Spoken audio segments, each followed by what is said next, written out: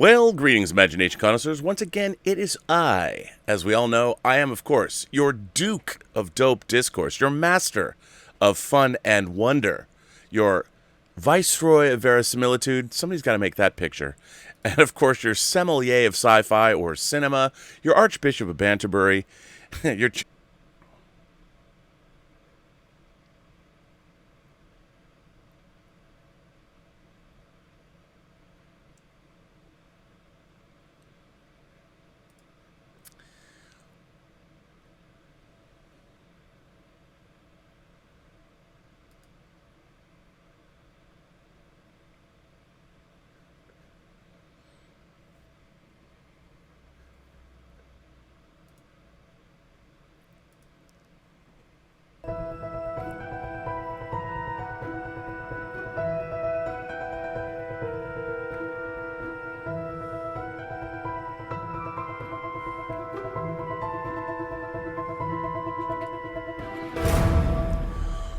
Well, greetings, imagination connoisseurs. Once again, I am your Duke of Dope Discourse, your master of fun and wonder, your Viceroy of Verisimilitude, your sommelier of cinema, your Archbishop of Banterbury, your Chancellor of Cheerfulness, and your existential Mr. Rogers. That's right, I am Mr. Robert Meyer Burnett, having some technical snafus. I'll freely admit it. I lost a camera by my own hand today. As you know, I've been trying to redo the Robservations, getting ready for the 500th episode. I knocked over one of my cameras, the big camera, the overhead camera. I caught the camera, but some of the wires got torched, and my HDMI cable got bent, and I didn't mean to do it.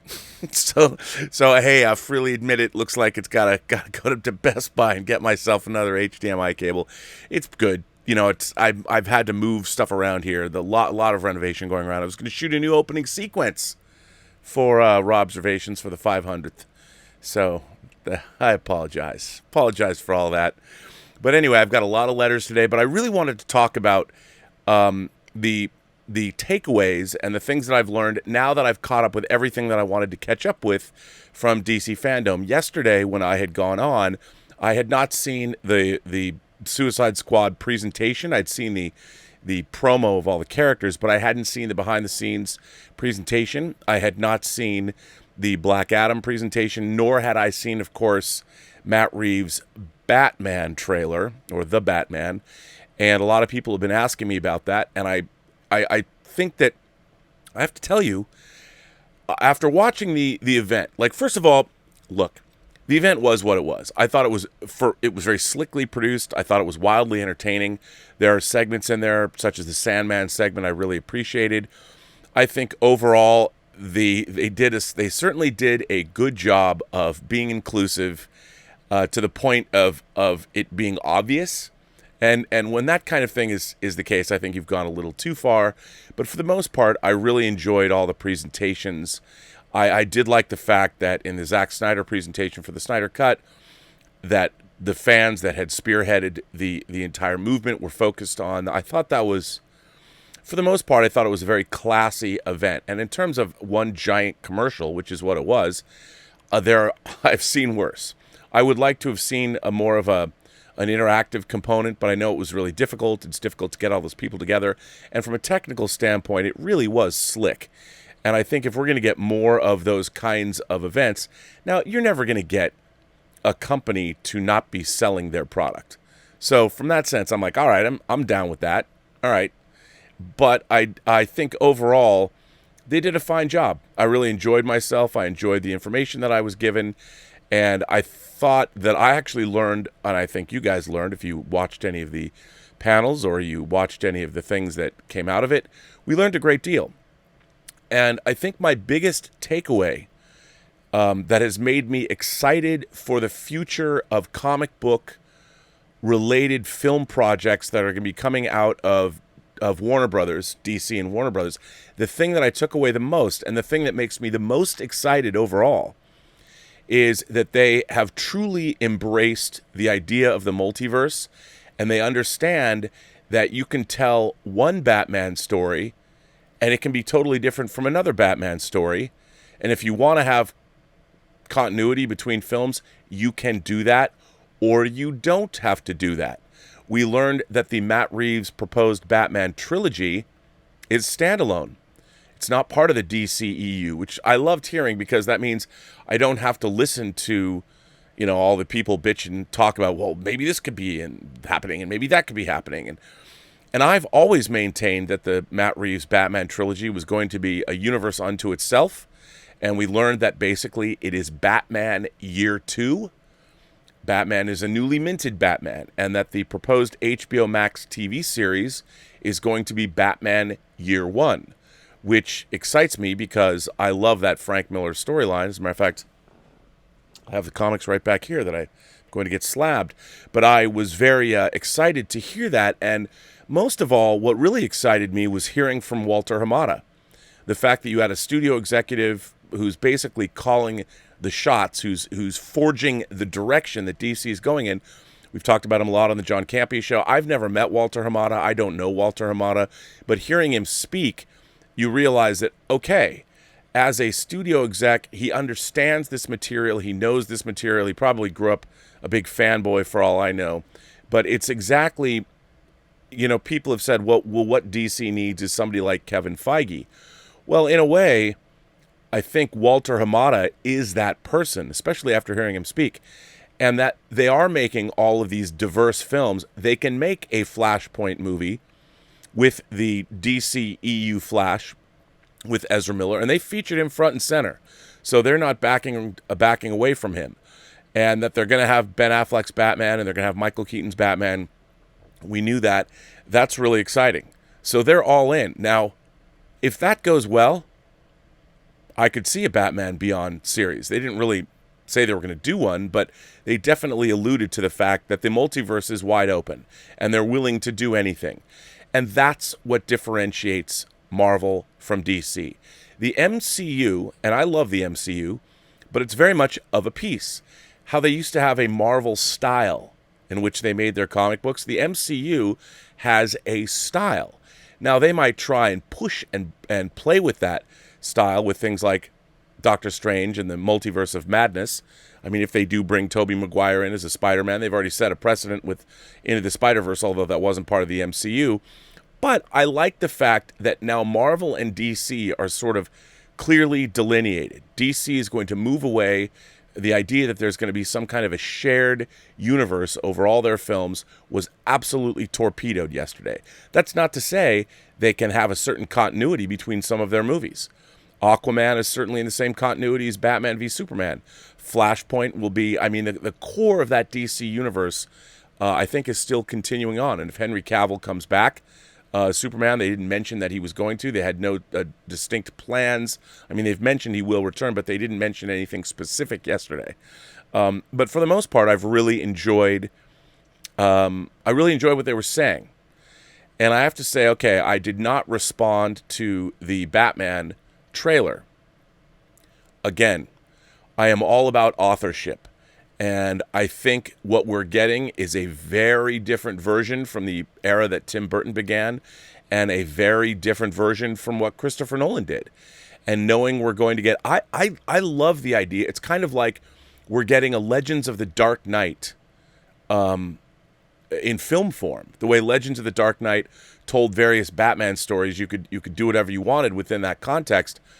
I love that they're doing a Batman Year 2. Darren Aronofsky was once going to adapt Frank Miller's Batman Year 1.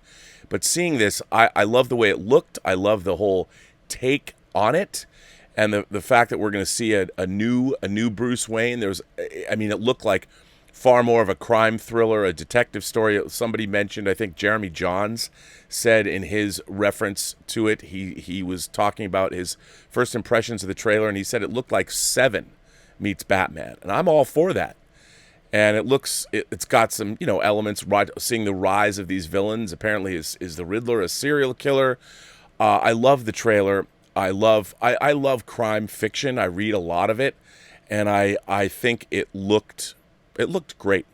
at least to me. And I was very intrigued. It looked very different from what came before. And that's what I liked. I mean, we're getting, okay, more Batman movies. Forget Ben Affleck. We've had 3 Nolan films. We had 4 films from the late 80s, 90s era of Batman, the Burton Schumacher era. Those couldn't be more different than the Nolan films. But this looks to be different from the Nolan movies. I was like, I hope they don't do something that's really redolent of the Nolan films, because that would kind of not be great. I wouldn't necessarily like that, and they haven't. They've taken it in an entirely new and surprising direction, and I thought it looked fantastic. And it obviously it doesn't seem to have a lot of the pulp elements, but then again, when they fired up that new Batmobile that everybody's complaining about, I thought it looked great, and it just looked different and new and exciting, and that's what we want. The Black Adam movie. I mean, I'm not sure if the Black Adam movie takes place in an established DCEU, but it doesn't have to anymore. Talking about how Black Adam is going to begin 5,000 years ago. Love it. Love it. Is Black Adam, do they know the Amazonians or the Atlanteans? I don't know. Does it matter?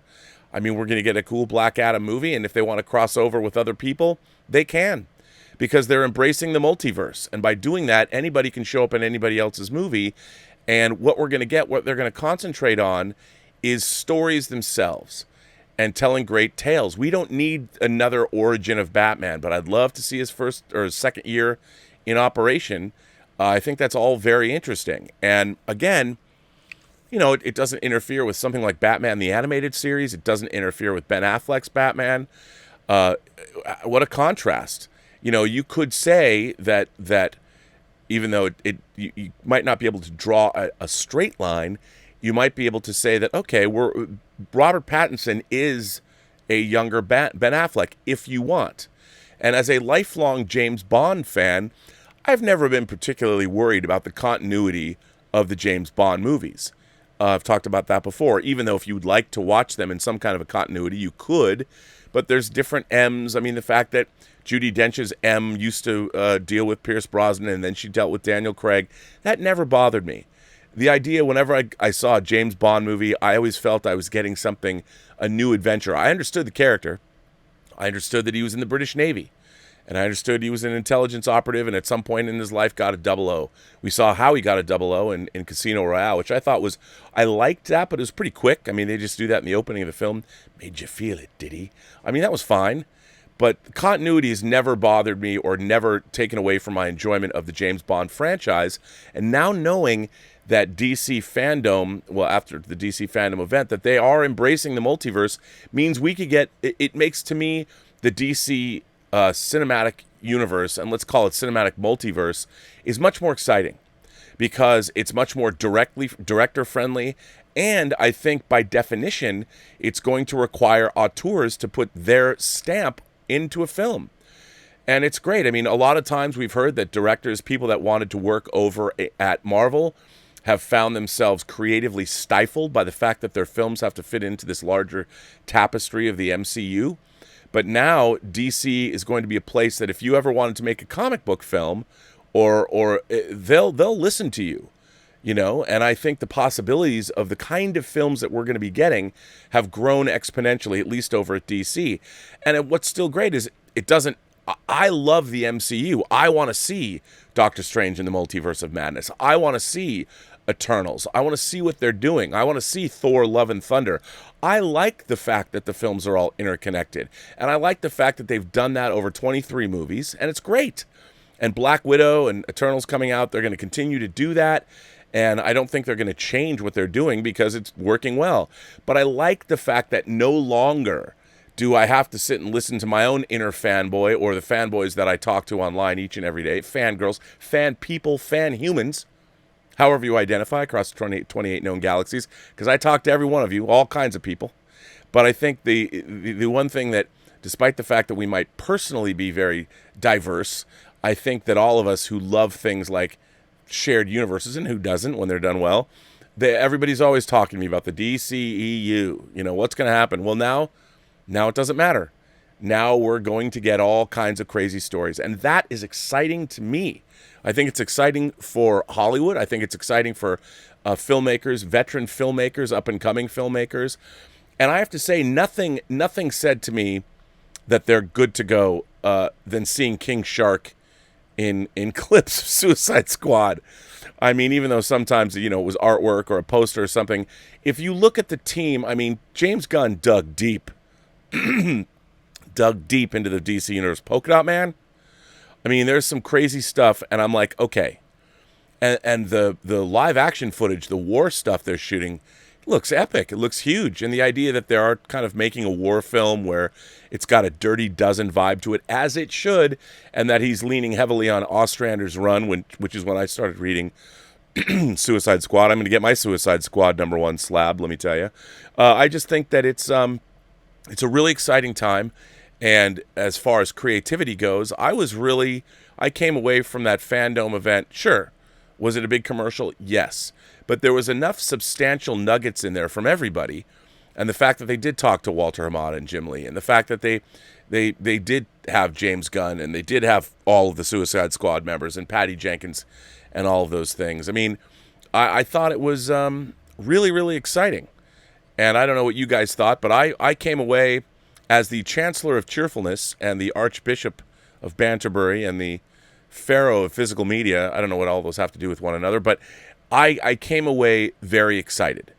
And I saw a Batman movie that looked to have peak verisimilitude, and at the same time, I saw a Suicide Squad movie that appears to be completely auteurist and definitely coming from the mind of James Gunn. And as everyone knows, for me, I'm always about authorship. And boy, oh boy, seeing that behind-the-scenes stuff of them shooting that movie with all those characters on screen and embracing the looks of those costumes. I mean, John Cena, I'm like, okay, he's going to make this work.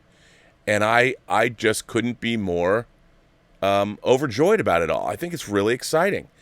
And I know there's all these people, oh, Rob, when is the endless spate of comic book movies going to end? Well, I don't, when people say that to me, yes, I am a film snob. I am a cineast. I mean, I read Cahiers du Cinema, or I did when I was younger. I mean, I love all of that stuff.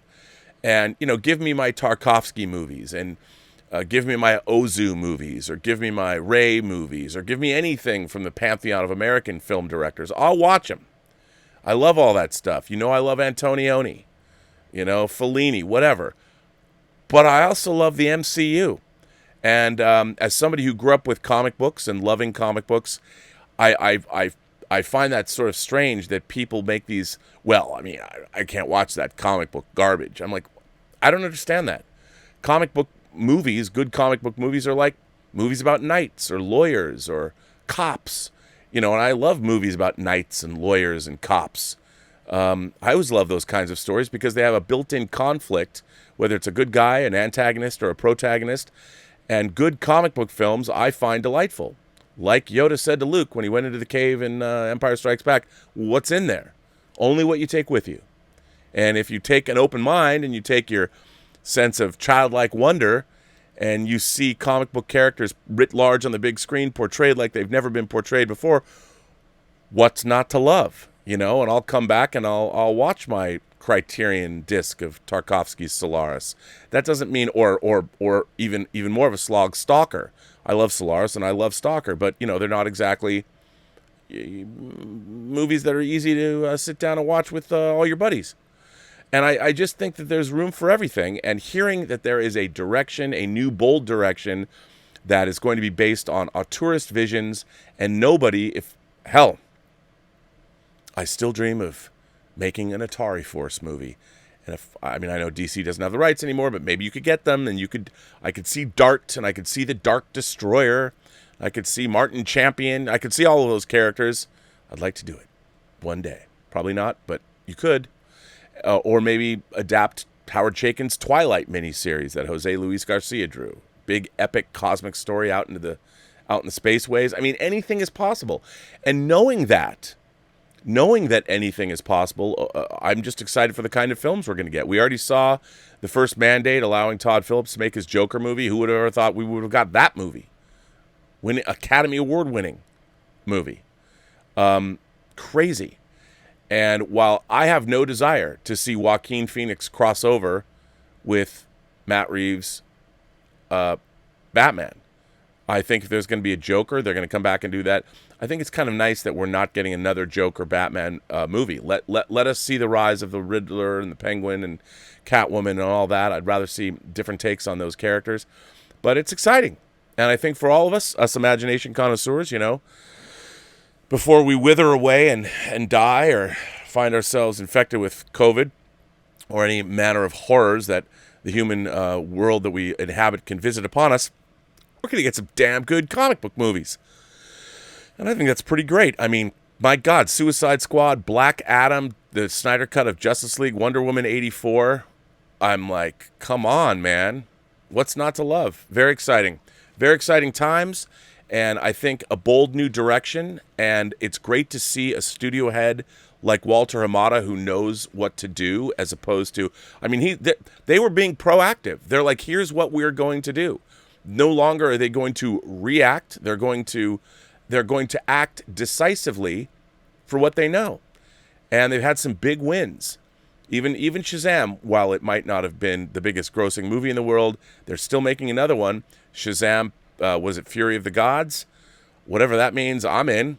And Black Adam, Black Adam's going to cross over with Shazam at some point because they have to, and that'll be great. I love that. I love that we're getting a Marvel family series of films, and that'll probably be, sure, they can have characters come over, but you can say, hey, you know what? That's the Fawcett universe, or it's Earth S, and you can, because there is an Earth S, and why can't Superman come to Earth S? I just think it's fantastic, and it's great to see the studio embracing this and having people at the top, decision makers, really know and embrace this, and I think, the proof will be in the pudding. When we see Batman, when we see Suicide Squad, wow, directorial, auteurist visions of comic book movies, bring it on. I mean, the Joker showed us what we can get. Obviously, Wonder Woman 84 showed us what we can get. Zack Snyder's been showing us what we can get, and that's what I think is cool about DC. Matt Reeves, James Wan, very exciting stuff. And I don't know what you guys thought, but I was stoked, man. I was stoked. You know what else I'm stoked about? Your bevy of letters that you've sent me. Sorry, my hair's a little wacky today. I apologize for that. I'm not a fashionista, as you can tell. Now, I did want to read a little bit about, this was Phil Owen in The Wrap did a little bit of a takeaway from the DC Fandome trailer thing, and he said things like that the Batman looked very much like it could be a Christopher Nolan movie. I disagree. Director Matt Reeves doesn't appear to be deviating too dramatically, at least in terms of aesthetics, from the gritty look Christopher Nolan established on his Dark Knight trilogy.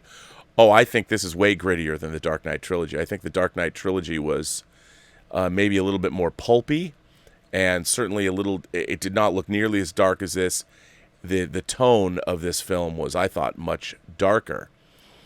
He said Pattinson's not doing a scary voice, and I like that he said it was vengeance like a whisper. It was great. I love that. This is not your usual Riddler. Yes, it's not. We didn't really get to see the Riddler, but this movie's set in the real world, and like one of the things about Tim Burton's movies is they were both set in his Anton Furst created landscape, and I believed both Batman and Batman Returns were part of this gothic universe, this sort of horror gothic universe, and I didn't think that Schumacher's movies were related to that at all. So really, you can talk about the eras of Batman films. I mean, Batman Forever and Batman and Robin were very different kinds of movies. They didn't even take place in the same universe. And so that's, I guess we can split those eras into two. Jeffrey Wright looks extremely like Jim Gordon. Yeah, I love Jeffrey Wright. I've always loved him. Colin Farrell looking sick as the Penguin. I love Colin Farrell. I've always loved Colin Farrell. I want to see more of. It's going to be really interesting. He's basically unrecognizable under the makeup. And Catwoman, Zoe Kravitz, looks to be great. I thought it was all just very, very exciting. All of it was exciting, and I hope all of you were as excited by it as I was. Again, being an imagination connoisseur now, the things that we're getting, even, You know, as much as I bitch about Star Trek, and I do, look, the third episode of Lower Decks, I didn't hate it. I don't.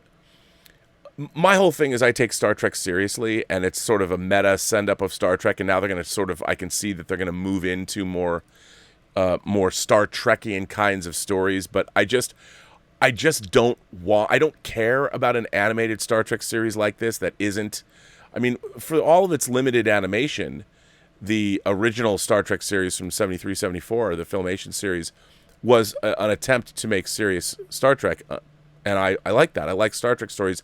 This is, again, my ultimate problem with Lower Decks is they're just trying to make other things into Star Trek, or Star Trek into other things, and ultimately I'm never going to buy off on that. But, you know, it wasn't horrible. I kind of liked it. So, I mean, that's not bad. Our man Joey Coke is here. Joey Coke. Actually, no, I already read that letter. From Joey Coke. But you know what? That's okay. Look at Joey Coke's artwork he did for my birthday. I still love this artwork so much, and every time I come over it or come across it, I just think, God, that's really clever, and I really like how he did that. So, yeah, that's good stuff. So thanks, Joey. This next letter comes from, oh, you know what? He wants me to keep that up. I got the private letters, and I think it's good. I figure these out before I read them again, because I don't want to double up on the letters, of course. And, wow, a lot of these are doubled up. So let me find the ones that are new. And I'm not finding ones that are new.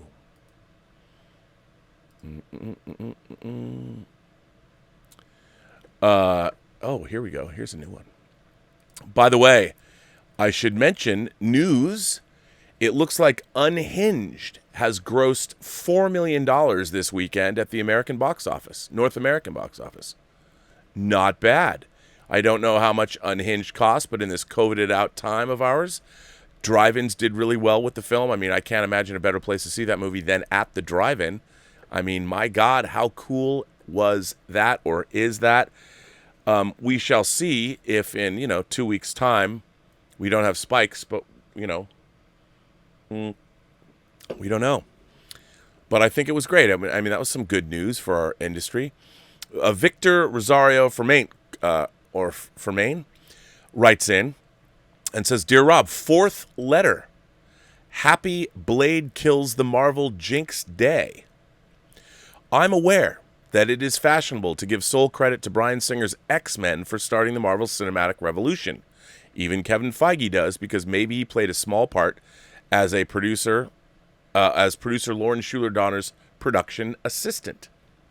There was a time before that revolution began, a terrible 12-year period of cinematic frustration, pain, and disappointment for Marvel true believers. Fandom called it the Marvel Jinx. I guess we were afraid to extend it by calling it a curse, even though that's what we really thought it was. This dark age ended 2 years before our dear old mutants arrived on the silver screen. The first revolutionary shot was fired in 1998 and not in 2000. DC superheroes had enjoyed intermittent presence on the big screen since 1996. Pardon me. DC superheroes had enjoyed... I can't even read today. DC superheroes had enjoyed intermittent presence on the big screen since 1966. Marvel, on the other hand, had done well in television, but their trek to Hollywood looked like a long, bushwhacking mountain hike full of thorny undergrowth, steep drops, and hidden rattlesnakes. The Marvel Jinx was born in 1986 with the box office failure of Howard the Duck, a film overproduced by George Lucas. Yes, that George Lucas. Then movies like The Punisher, Captain America, they were so cheaply conceived that they went straight to video. Roger Corman's Fantastic Four was not even released. Those films at least happened. Reading Starlog's sister magazine Comic Scene and then later Wizard magazine during the Marvel Jinx was often a sweet and sour experience. Films were announced, how about James Cameron's Spider-Man, and then struggled to get greenlit, were in turnaround, or landed in development hell. No major studio wanted to touch a Marvel property, and Spider-Man, the only exception to the rule, was ensnared in legal red tape. Still, we had faith that one day our good guys would break through and obliterate the Jinx. It turned out That wasn't a superhero anyone expected. Blade, the vampire hunter, was no star. He was not even a B character with his own long-running comic book like Iron Man was before 2008. Blade was an on-off antagonist in a canceled horror title called Tomb of Dracula, a magnificent 70-issue saga that lasted from 1972 to 1979, mostly written by Marv Wolfman and mostly embellished by inker extraordinaire Tom Palmer. The great Gene Colan penciled the whole series, which I have right over there in omnibus form. They co-created Blade in issue number 10. Like Luke Cage before him, Blade is a paper and ink brother of the cinematic blaxploitation heroes like Shaft and Superfly. Hey man, don't forget William Marshall's Blackula. Blade is a paper and ink brother. Yes. Blade the movie was released on Friday, August 21st, 1998, 22 years ago today. The first trailer took me by surprise. Where did this film come from? Also, Blade displayed powers and an upgraded arsenal I was unfamiliar with. His fashion sets also improved. He looked cool wearing black leather a year before Neo, 2 before Wolverine, and 5 before Underworld's Selene did. Influential much? I agree that the X-Men opening sequence was brilliant.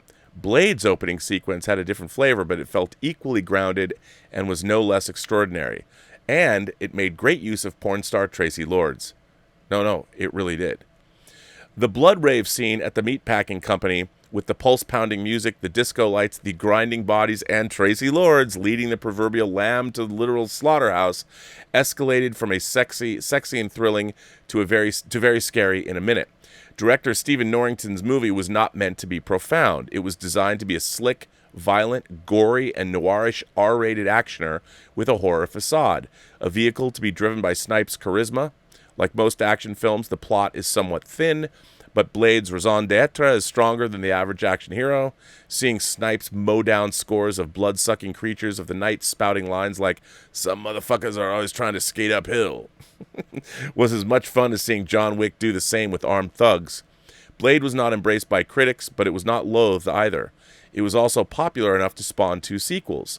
Most importantly, it was the first box office win for Marvel after so many losses and rainouts.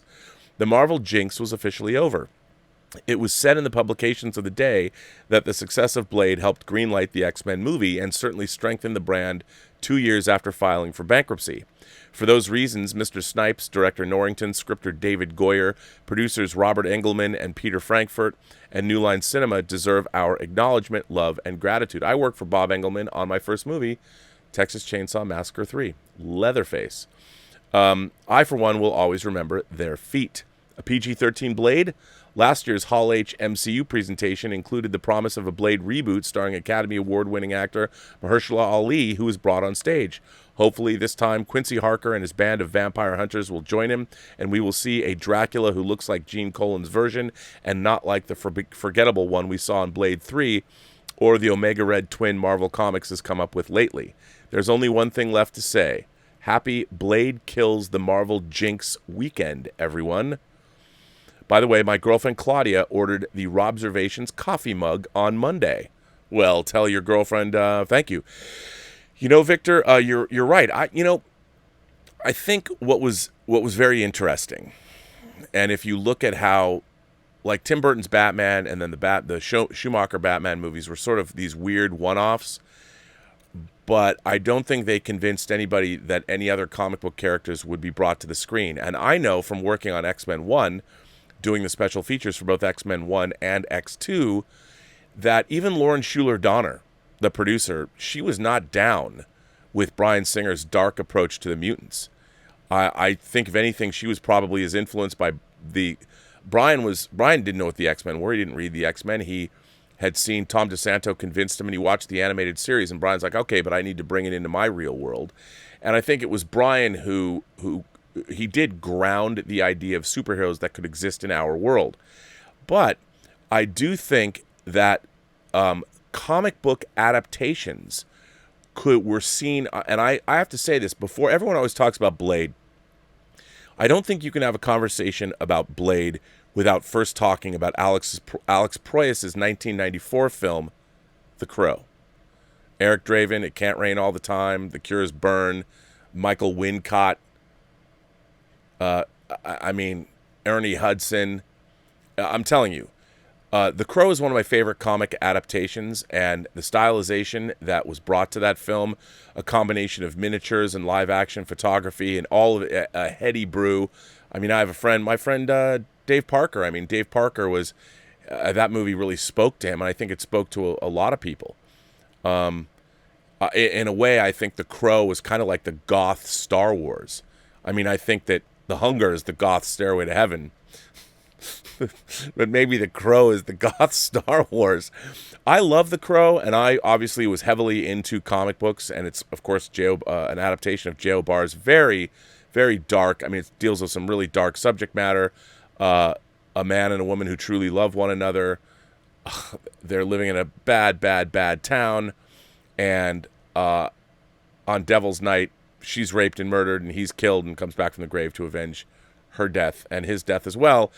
And I think that to watch The Crow, and again, what did you get with The Crow? You got an auteurist vision, and you had somebody like Alex Proyas come in and show us the way. And I really do think that Blade, I think somebody, whether they knew it or not, I think David Goyer did, because David Goyer was a big comic book fan.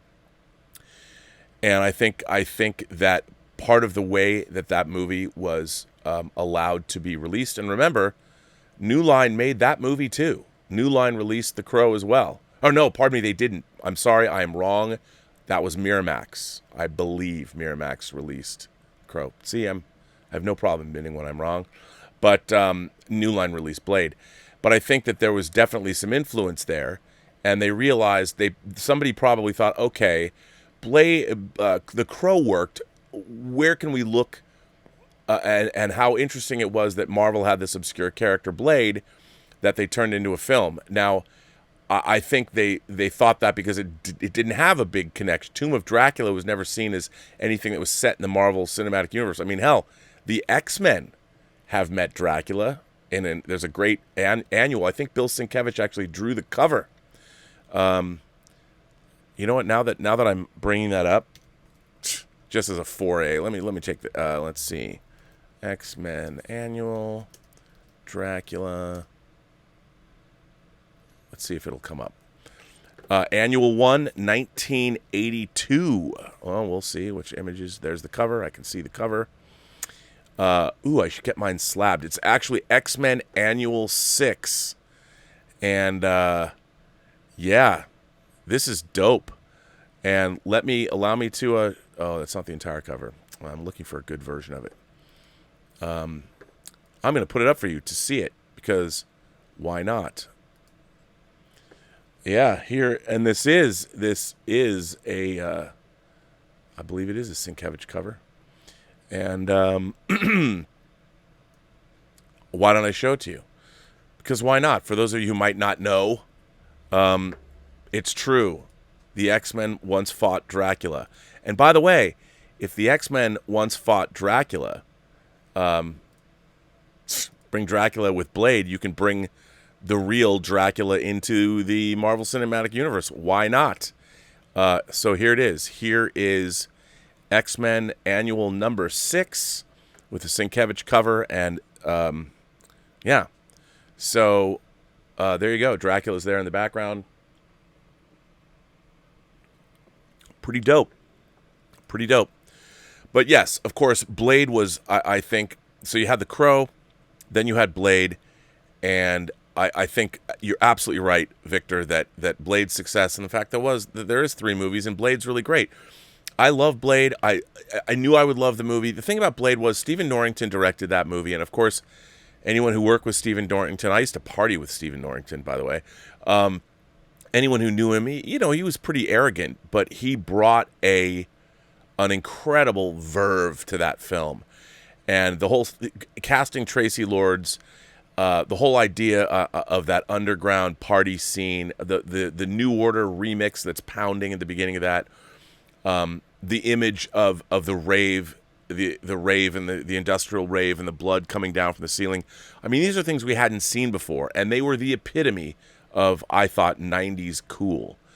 And it absolutely appealed to the same audience that loved The Crow, and you're absolutely right. I love that first Blade. Guillermo del Toro directed Blade 2, obviously. You know, it's funny. I love the monsters and the craziness of Blade 2, but I don't think it, to me, it moved a little. I mean, it was much more into monster territory, and I like the idea that Blade took place in this really urban environment, modern American city environment. I didn't like the end. The ending was a little goofy, but I think you're right. You know, and let's celebrate Blade. And I can't wait to see Mahershala Ali play the new Blade. He looks great. I think we're in for a real treat. And why don't they announce that movie? When are they gonna make it? But you could bring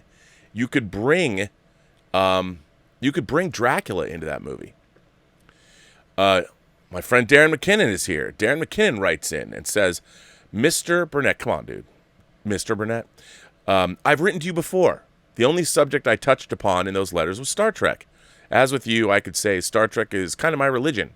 And in the past 2 years, I was able to turn people onto the franchise, people who had preconceived notions about what it was. Negative preconceived notions. They have come around now and love it. I did warn them not to watch Discovery or Picard. I hate what these shows have done to our mythology. But this message isn't about Star Trek. Even though I feel you and I could discuss it for hours. I could discuss Star Trek for hours. As a matter of fact, I host a radio show with a friend of mine here on the university campus where I work. It's a French-speaking university and therefore a French-speaking radio station, which is a shame because I would have loved for you to come on and chat with us. Well, my girlfriend Elizabeth speaks fluent French. Maybe I could come on and she could translate. But I also realize that your schedule probably would not allow such an appearance. Oh, come on, man. I'll go on anybody's show if I have the time. Or maybe you just wouldn't feel like it, which is fair. I was just watching one of your shows, and I felt as if I should write to you. It's weird to feel the need to write to someone I've never met, but I suppose it's also weird to dream about someone you've never met. Yeah, you were in my dream once. All right. You were visiting my hometown of Moncton, New Brunswick, Canada, and I was showing you around. Showing you what exactly, I'm not sure. There's not all that much to see here, so how about that? You were in my dream. I think that if we did meet, sit down and chat over a meal, I'd like to pick your brain about stuff I find interesting and see what your take is on those things. I have lots of things, franchises, ideas, artists, films, music floating through my mind right now, me too, and I would be curious to ask you about. Probably too many to list here, and I suspect the format isn't ideal to write an exhaustive list of things for you to comment on. I don't know. That could actually be kind of fun. A random list of various imagination connoisseur-related topics that you just want me to pontificate on. If the list was totally random, that could actually be a lot of fun. And that could end up starting a trend. So, you heard it here first. Let me touch upon the following. 2 of my favorite films that are completely different, and I love them both. The Iron Giant, 1999, director Brad Bird, and Return of the Living Dead, 1986, director, of course, Dan O'Bannon. By the way, speaking of Dan O'Bannon, totally random, but if you guys haven't seen the movie Dead and Buried, it was just announced on 4K. I like Dead and Buried. Wow, I didn't know that was going to come out. We're getting Mad Max and Dead and Buried on 4K. Again, these imagination connoisseur times are great. What do I think of The Iron Giant, Return of the Living Dead? Well, both of those movies are outstanding. I love both of them. The Iron Giant is a delightful science fiction story. It's also a delightful animated film. And I think in a way, even though it deals with, well, let's call it a gun. It's a great coming of age story as well. It's a fantastic film. And Brad Bird, of course, went on to make The Incredibles, and Brad Bird, now there was a series, but he also did an animated episode for Spielberg's Amazing Stories called Family Dog. That was one of, at the time, it really blew me away as far as the kind of thing you could do with animation. The series was not nearly as successful, but man, did I love that initial animated short. I'm a huge fan of Brad Bird. Of course, he went on and made The Incredibles. He directed Mission Impossible 4, Ghost Protocol. He's an incredibly talented filmmaker. I just wish we would get more films from him. Really amazing. And Return of the Living Dead, what's interesting about Return of the Living Dead is Return of the Living Dead came out a year after Day of the Dead. So Romero's trilogy, everyone knows. If you don't know, you can go back and watch from a couple weeks ago, my Dawn of the Dead love letter. And because of that, I actually moved my Laserdisc box set of Dawn of the Dead, the Japanese box set. I moved it right there. I like switching my Laserdiscs up behind my head. I don't know why. There's just so much crap in this. Well, not crap, but stuff. Imagination detritus. And I've been going through it all. But I love Return of the Living Dead. It was hilarious. Linnea Quigley. I mean, you combined punk rock and zombies. Horror, zombies, punk rock, James Caron. It was terrific. It was so much fun. And it was hardcore enough that I'll tell you one thing. One of the movies I've hated the most in my life was the sequel. I hated Return of the Living Dead Part 2. I thought it was insufferable. I could barely get through it. But I did see it in the theater, though. But I love Return of the Living Dead. If you like zombie films, and now, it's a little mired in the 80s, but it's still tremendous. I still love it. So, absolutely. What are your thoughts on these films? I never get tired of them. I don't either. Before I sign off, let me say this.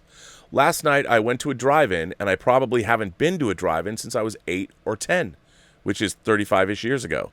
They were showing Night of the Living Dead. It was great. I even remember as the film started feeling a smile form on my face. In closing, if you will allow me, I would like to say that I feel as if I should write to you again to pick your brain a bit more, since I cannot sit down for an in-depth conversation on my radio show. It would be so interesting just to sit down and see where the conversation would go. Thank you, Mr. Burnett, and please take care. Darren McKinnon, Moncton, New Brunswick. I've always wanted to go. I've been in Canada. I've been to Calgary, obviously Vancouver, Victoria, Edmonton, but I've never been to Toronto and New Brunswick, Nova Scotia. I've always wanted to go the east coast of Canada, around there. I love Canada. I mean, I grew up in Seattle, so I began drinking in Canada, and I got to go to the 1986 World's Fair in Vancouver and see Showscan, Douglas Trumbull's Showscan, for the first time. It was very impressive. I love Canada, so yeah. Look, I mean, these kinds of conversations are always welcome, and send in letters and give me a lightning round to talk about things. And look, obviously, clearly, you and I park our shuttlecraft in the same shuttle bay because we both like Return of the Living Dead and The Iron Giant, two fine films. It's interesting. I always wonder.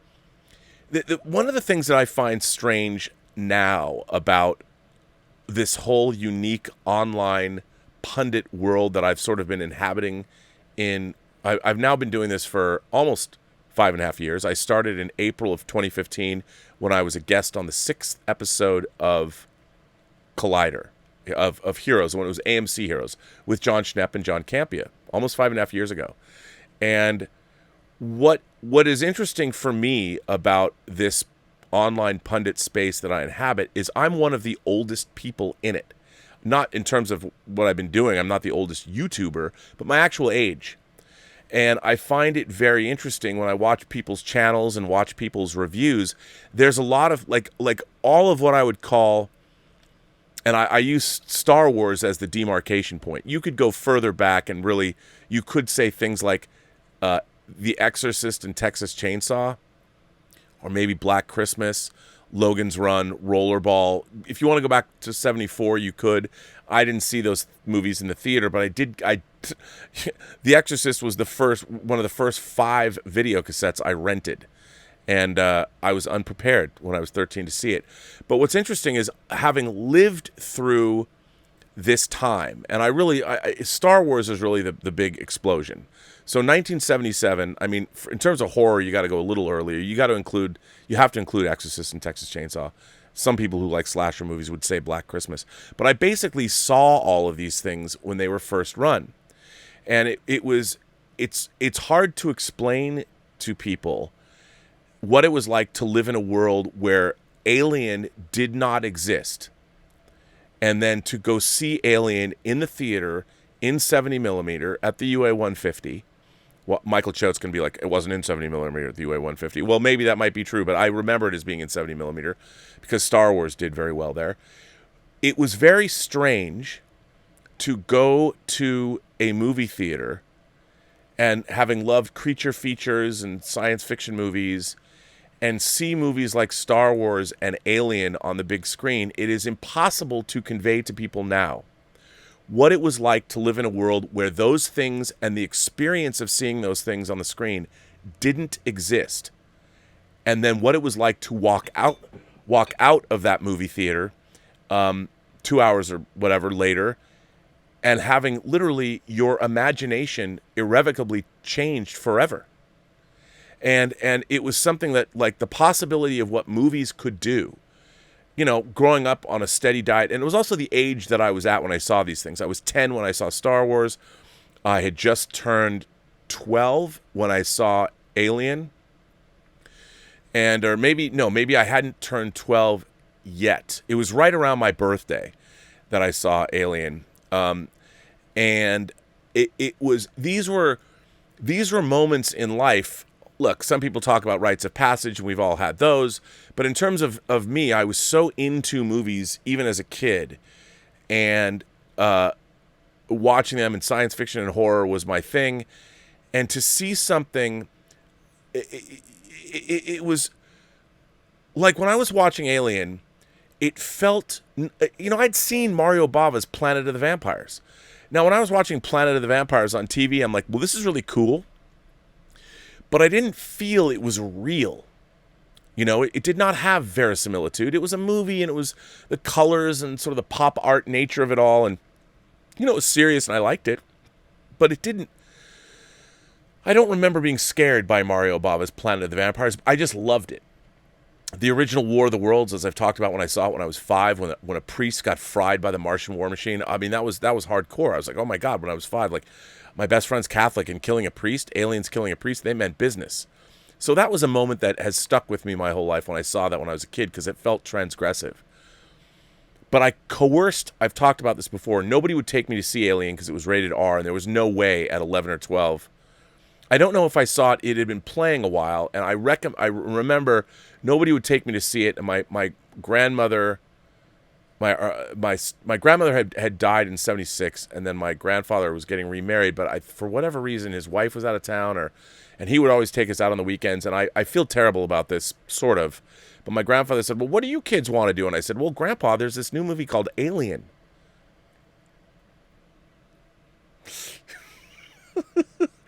And I dragged my little sister, who's 2 years younger than me, so she was 9, and my grandfather... My stoic grandfather, I'd never seen an R-rated movie with him. I just started seeing R-rated movies in general. Exorcist 2: The Heretic was the first R-rated movie I saw in the theater. So going to see Alien, I was sitting there, and I had never seen... The Exorcist 2: The Heretic did not scare me. Seeing Alien in a theater, not only because of the reality of it all, but it was mind-blowing. I mean, first of all, I was terrified, and I didn't want to admit how scared I was, because I wouldn't want my sister to know, and I certainly didn't want my grandfather to know. But I couldn't, even though I was terrified, like truly, truly horrified, the tension in that movie when they set out from the Nostromo to go find the alien derelict and the source of that message. Even walking, I had never seen anything like it before.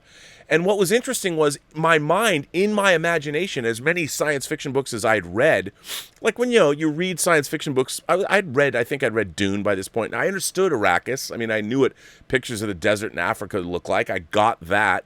I'd seen pictures and Chris Foss paintings and sandworm paintings and all. I got it, but I didn't feel it. And Alien, Star Wars and Alien were the first time they seemed real. Verisimilitude, peak verisimilitude. They seem, and sure, when you get to the effects and the attack on the Death Star, still the effects were groundbreaking and amazing, but they were more, there's still there had never been effects like that. And these things, literally, they changed. I think when I read Neil Stephenson's Snow Crash when it came out in 1990, and talking about how language changes the structure of your brain, which I didn't really start to believe until 5 years later when I started to edit non-linearly on the Avid. I totally understood what Stephenson was talking about, because literally the way I thought changed. When you could suddenly go from linear editing to non-linear editing, it changed. It was incredible. It was like learning a new language. It was amazing. And the way I thought about, at least editorial and post-production, completely, it changed my brain. But watching Star Wars and Alien changed the way I thought about things, because there had never been anything like them before. And the feeling of those movies, And if you didn't have that experience, like if you grow up in a world, and this is not to say I don't want to put down my younger audience. I'm just trying to explain what it was like to live in a world where there was a certain expectation of things, and then to see something that there was nothing analogous to it that had ever existed on screen before. Nothing. And then to sit down and see this thing that literally changed everything. It was, and nowadays I would say that the latter movies that did that, I often cite Jurassic Park and The Matrix, were movies that photorealistic dinosaurs, again, amazing. But to be there for those watershed moments, Dawn of the Dead, I'd never seen violence like that on screen before. And when you haven't, those things were new. Nowadays, we seldom get things that didn't exist before. And I think there is a case to be made that Blade was sort of a one-off. But to go back to that, when X-Men, I mean, that was people that knew the X-Men that weren't reading comics. The comic books were the X-Men movie, X-Men 1 did not surprise me because I was a huge X-Men comic book fan. But in terms of the tone, there was a lot of downbeat shit that went on in X-Men comics. But when you saw the movie, suddenly I think that opened up the gates like, oh, because no one had seen superhero movies that way before. Blade was not considered a superhero. And even though he had obviously supernatural powers, but costumed superheroes, I think, were changed by X-Men because of the tone. But so as I've met younger fans of these movies, a lot of them never had the opportunity to have those transcendent moments in a theater. And I would be curious to hear, because not everybody saw everything as you're a kid growing up, especially if you're a child. Let's say you're 10 years older or younger than me, and you had the home video era, and a lot of the first time you saw these movies, like when I love watching, I watch Chris Stuckman's reviews. I like Chris Stuckman. He's the kind of guy I think I could hang out with and have a few beers with and just sit down and talk about movies. But I like watching his reviews when he talks about when he first saw films, and invariably he tells great stories about where he got a videotape from a neighbor. I think it was Temple of Doom. He talks about getting that tape from a neighbor and his experience of seeing films on tape for the first time. And what's interesting to me is, like, for instance, I think people that love Return of the Jedi were people that saw it first, probably their first Star Wars movie, and they saw it on tape. But if you had seen Star Wars and Empire in the theater first run, there were expectations that I think were set for you, and Return of the Jedi definitely was a letdown. It was a letdown if you had those experiences in the theater because it was a rehash. I mean, yes, Jabba the Hutt, but there's a lot of goofiness in that movie. And of course, the end, the confrontation with the Emperor is great. But the rest of the movie, the Jabba scenes are great and the Emperor scene's great, but the rest of it's sort of filler. I mean, there's not a whole lot going on in between the movie, in that movie, between the opening sequence and the whole closing battle. But it's a different thing. It's a different feeling. And I find it difficult sometimes to have conversations with people about movies because my opinions about films were forged having those initial experiences. Having the summer of 1982, where in a very short period of time, Conan the Barbarian, The Road Warrior, Tron, Star Trek II, The Wrath of Khan, Poltergeist, E.T., Blade Runner, John Carpenter's The Thing, all came out in the space of 2 months. Now, to have that happen and to have anticipated those movies, by this time I was so involved because I had a VCR for 2 years. I was so immersed in it. I was working in a video store, reading Starlog magazine. Movies were my life. So yes, I would run out to the theater, and every movie was like a transcendent experience. Whether you liked Blade Runner or not, it was still an overwhelming experience. I saw it for the first time in 70mm at the Cinerama Theater in Seattle. And you were seeing things that you'd never seen before, the creatures in The Thing, Tron, still to this day, nothing looked like Tron. And it was incredible to have these experiences in the theater. And it really did a lot to change your life. And nowadays, there are few films that can do that. Obviously, we anticipate them so much. We know so much about them. We wait for the trailers and we read the spoilers on Reddit or whatever. But it's a whole different world now. And anyway, Darren, I'm going off. There's other people's letters to read. People are like, Rob, what are you even talking about? I don't even know. Anyway, the difference is it's just I find it hard when I start talking about my movie opinions. A lot of them are formed having seen these things in the theater, and I realize I have to be mindful of the fact that not everybody had those experiences, and that's not wrong. By the way, I've been getting a few letters from people. Actually, one person has been sending me letters about, and I won't read them because they asked me not to, about the Lord of the Rings coming out in 4K on, 4K disc. Now, that is in process, and everyone knows it's in process, but nobody knows. It hasn't been officially released, and yes, they're talking about showing them in the theater, and yes, there are early solicitations, but nothing has been officially announced. Now, I have heard they were going to come out this year, but nothing is true. Although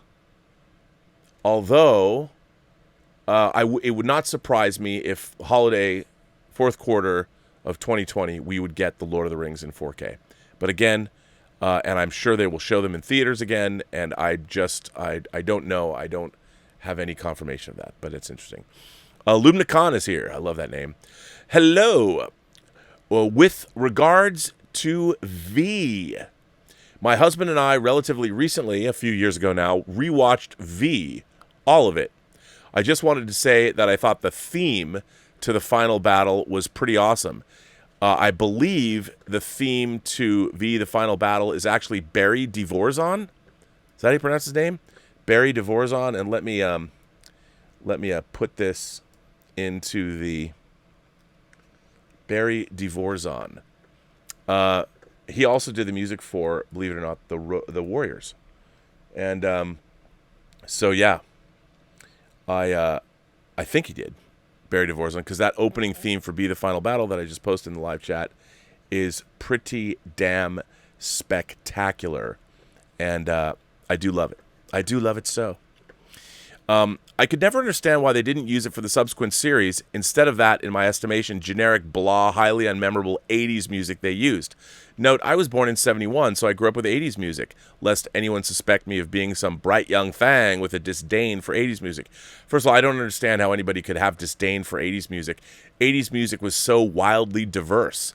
It was so much fun to listen to music in the 80s because you never knew what you were going to get, and it was so great. I loved it.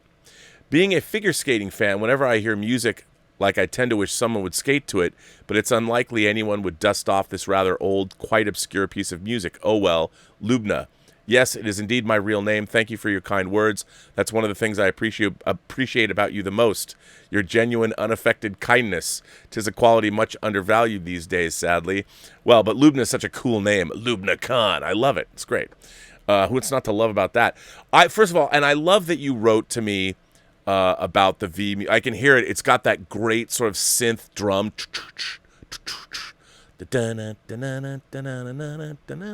Something like that. I love that. And it starts out it's really ominous. It's a great piece of electronic music. Barry Dvorzan, if you like the opening of the V the Final Battle, if you like that music, go to YouTube and listen to the opening credits or watch the opening credits of the War. They've got to have that out there. Let me check. Let me see. I'm going to put this in the live chat because it's rad. If you guys haven't seen Walter Hill's The Warriors, why haven't you?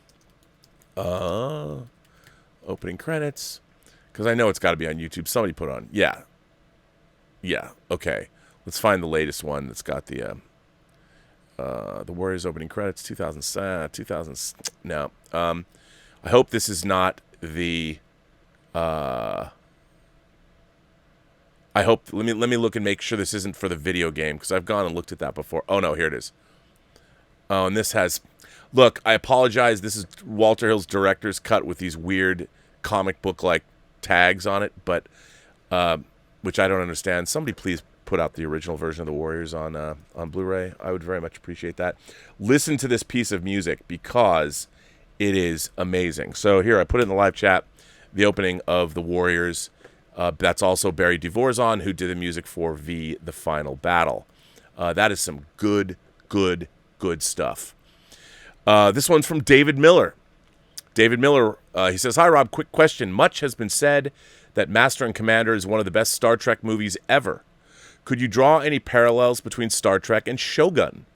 Could you use Shogun to inspire a new Trek series? And if CBS did that, would the Clavell estate sue them? Keep on keeping on, Dave." Well, David Miller, I think that's a very astute assessment. I think both. First of all, two things I love. I've often said Master and Commander is the best Star Trek movie that isn't Star Trek. And it's funny to me that I don't understand why people who are making the current iteration of Star Trek are not looking at things like Shogun and like Master and Commander. The relationship Aubrey has with Paul Bettany's Doctor is fantastic. The brinksmanship, I love Master and Commander, it's fantastic. But Shogun, when I was a kid, 1980, dun dun dun dun dun dun dun, the Maurice Jarre score, so good. Well, what is Shogun? Shogun is about Captain Blackthorne, who finds himself washed up in Japan. Not like washed up as a washed up has-been, but literally after a storm, he washes up.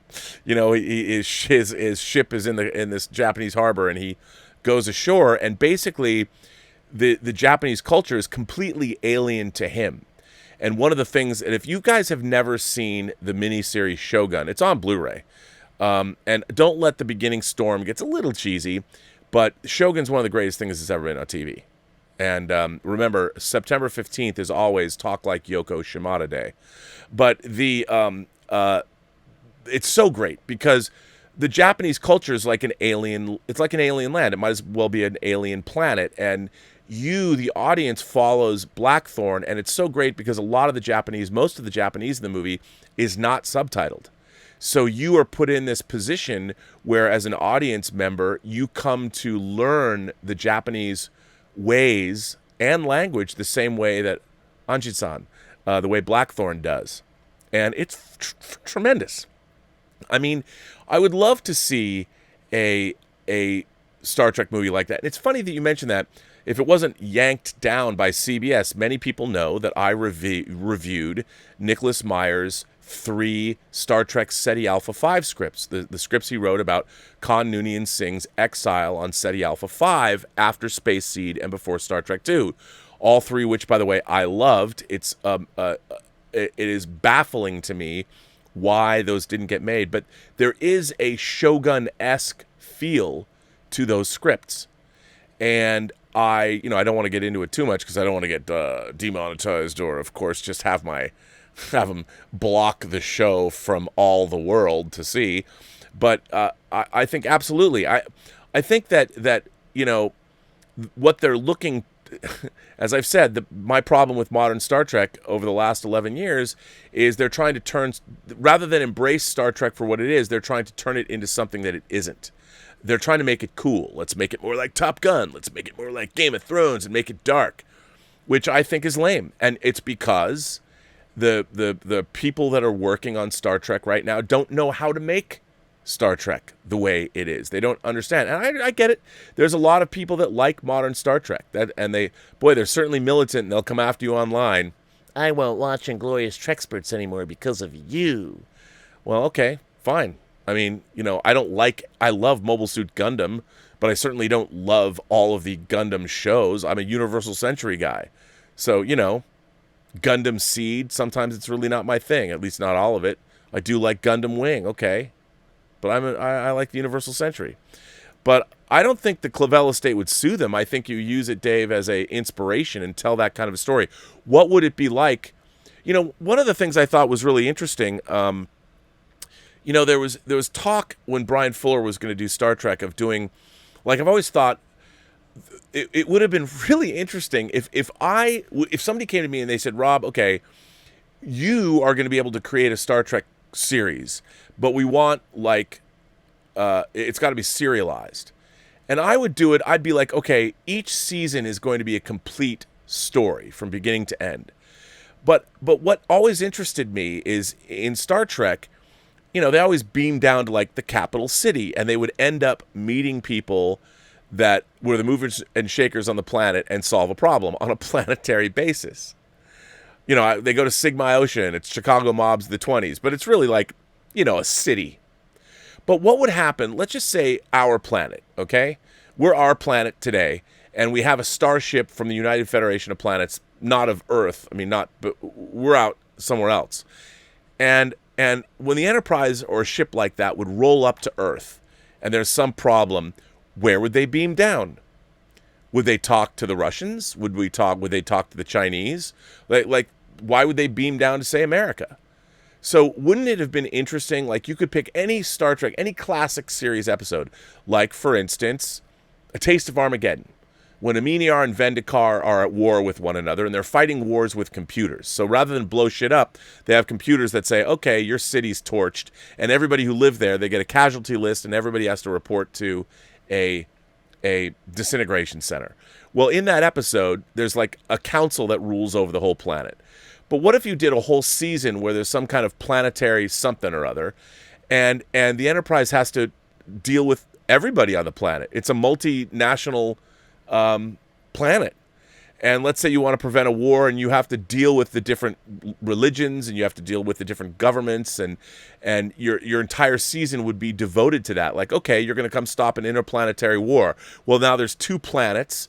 You could tell this amazing, really detailed story with all kinds of world building about how does the crew of a stalwart Federation spaceship, when they roll up to a planetary system that's at war.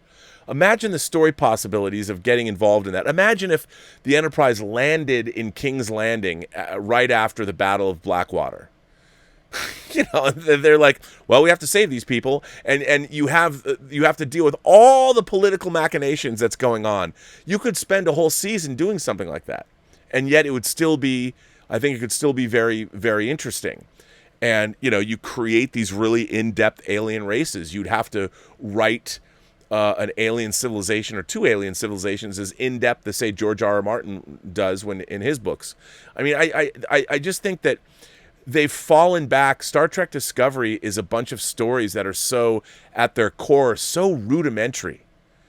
I mean, they're so really simplistic, and they're not smart. And there's obvious, and I would love to see Star Trek be a little bit more ambitious. And, well, you need really smart writers. You know, you need Better Call Saul caliber of writing, and not police procedurals or Xena and Hercules. You need much better writing. And I think that's the single greatest problem with Star Trek, is it's been so dumbed down in terms of its, but looking at Shogun is a great Star Trek type story. A man being immersed in an alien universe. I mean, how great would that be? I'd love to see that. Dean Mikitich from the UK is here. And Dean says, hi, Rob and the PGS. I have to disagree with you on Ezra Miller not apologizing or talking about his action in Iceland. The reason I disagree, what Dean is referring to, I'm like, you know, everyone saw that thing with Ezra Miller, and people are like, why isn't Ezra Miller canceled? How come DC's bringing him back for The Flash? And, I would say that Warner Brothers, whatever happened there, and it was bad. It was bad. But whatever happened there was thoroughly investigated. I think it was looked into, and I said that I don't necessarily think the public at large it happened with Ezra Miller, and yes, it was put out online, but he doesn't necessarily owe the world an explanation. Does anybody owe the world an explanation? I don't know. Maybe if you're a public figure, you do. But so that's what Dean's referring to here. He's disagreeing with me, which is great, and that's why I let people write letters. If you disagree with me or think I'm a monumental douche, send me a letter. Tell me that. I'll read it. Hi, Rob and the PGS. I have to disagree with you on Ezra Miller not apologizing or talking about his actions in Iceland. The reason I disagree with you is that Miller is a public figure. He has worked on 2 of the biggest franchises, Harry Potter prequels and DC Justice League films, both of which are watched by young children. They have become fans of his and look up to him. With the video of his attack on that woman in Iceland, it does not send a good message, and with him not saying anything on it. Again, send a message that it's okay to attack women. I don't think that is saying, everyone knows that it was horrible. It was horrible to see. Now, we do not actually know what happened between Miller and the woman, and only the video footage, which is very short, so it does not show the whole story. They could have just been playing around, or he could have really been choking her. Now, if some Joe Blogs instead of Miller choking her, he would have been condemned and everyone would move on. But due to Miller being in the public eye, it is a different story. If it had been a prominent public employee, the president or someone in not such a high office, chief of police, you would have demanded an apology or statement on the incident. Why? Because their action will have an effect on how they're viewed and how it would have an effect on the office they hold. This is the same for actors because people look up to them. I think Miller may have been let off by the studio without a statement. But what about the general public? He has not said anything. His reputation could be damaged. The public could boycott his future movies he stars in because of the incident, which would lead to him not being hired by studios because they can't make money with him. Yes, Rob, that incident won't affect him much, but the point is he should come out and have given a statement and say you should never attack women, and he is against people that do. It is not an apology, but it says a lot. Peace and long life, Dean. Well, Dean, I can't disagree with your reasoning. You know, I think you're absolutely correct in that assessment. But then again, you know, while Ezra Miller appears in movies and all of that, I think we live in a world today because of social media and because of all the technology that's around us. Everybody carries a phone. We live in a very invasive world where anybody can bring out. Look, people can whip out a phone, be videoing or taking digitally capturing images of you no matter where you're at, and maybe catch you in a bad moment. Now, and they put it up on the internet. Now, I think that we need to change our thinking. I don't think human beings, if you're voted into public office, that's part of your job. You have been voted by the population of whatever country or whatever. You are representing other people. I don't necessarily think that's true of actors. They might be in things that many people enjoy, but actors aren't coming up there and pledging an oath to the public trust. They're not doing that. You know, they're not running on platforms and making promises to people. Actors, while they have glamorous jobs that I think we all love, you know, they're in positions where I don't necessarily think that they do owe an explanation to someone. I think Ezra Miller probably, Warner Brothers, if there was something really, really terrible that went on there, they would have investigated it. They would have looked, because if this is behavior that Ezra Miller repeats, if he is a serial abuser of women, and this is part of his character, well, that's one thing. Or was this a one-off a thing that was very unfortunate and very horrible, but it's not part of his character, and it's not part of who he is? I think it becomes dangerous when you start acknowledging these things. And look, it was bad, but like you said, we don't exactly know what happened. There's a lot of people that came out and said he was thrown out of the bar because he was drunk or whatever, in which case I would say, okay, look, human beings are deeply flawed people, and there's nobody in their life who has never done something they didn't regret. There's nobody who hasn't lost their temper. I certainly have, even recently. I can think of one incident that it was horrible, and I deeply regret it. And I think that, you know, nowadays there are people that gleefully like to see others destroyed, which I don't understand. You know, I really don't. And I experienced it myself as recently as 2 months ago. And you wonder, you're like, a whole lifetime and all the work that I've put out into the world, everything that I've done, you can see it. I'm on this show every day practically. You know, and one tweet that was meant to be connected to one video I might not have, I've talked about before, I apologize for it, but that tweet was definitely weaponized and used against me, and nothing else that I said mattered to certain people. Just this one tweet. So my entire life was reduced down to one tweet. Now, I got out in front of this early, and I apologize for it, but isn't it interesting? There are people that took that and gleefully went out to destroy me. I made a tweet sitting here, actually. And we live in a world like that now. And I think we as people need to evolve, and we need to be a little, I'm not a Christian, but in terms of the idea of casting the first stone, And there's a lot of things that I quite enjoy that are in the New Testament that I think we could all learn from. And whether you believe in Christ as your Lord and Savior, if you walk with the Lord or not, I think there's a lot of concepts that he espoused that are worth considering. And it's definitely a tough call. It is a tough call. And condoning that behavior is not anything anybody wants to see. But I don't think a man or a woman or anyone, no matter how they identify, should be condemned for one incident. Nor do I think that a public apology should be expected from someone who is not necessarily has taken an oath to protect the public trust. Electron Star Collapse, who wrote a letter that I read yesterday, which I quite enjoyed, has written me another letter. I hope Electron Star Collapse wrote up. They did. I had to check at the end. I had to see, because I love this. Hail again, Viceroy. Sorry about my strange use of sentence structure in my previous letter. I was writing it on my phone and was progressively getting sleepier by the end. Hopefully I performed better this time around. I'll tell you something, if I didn't get a second chance to perform, half the girls I went out with wouldn't have dated me. Since you asked about the name, I have tried using Electron Star Collapse as potential YouTube presence for quite a few years, but I never really settled on an idea of what to actually do with it, and I'm a master of procrastination.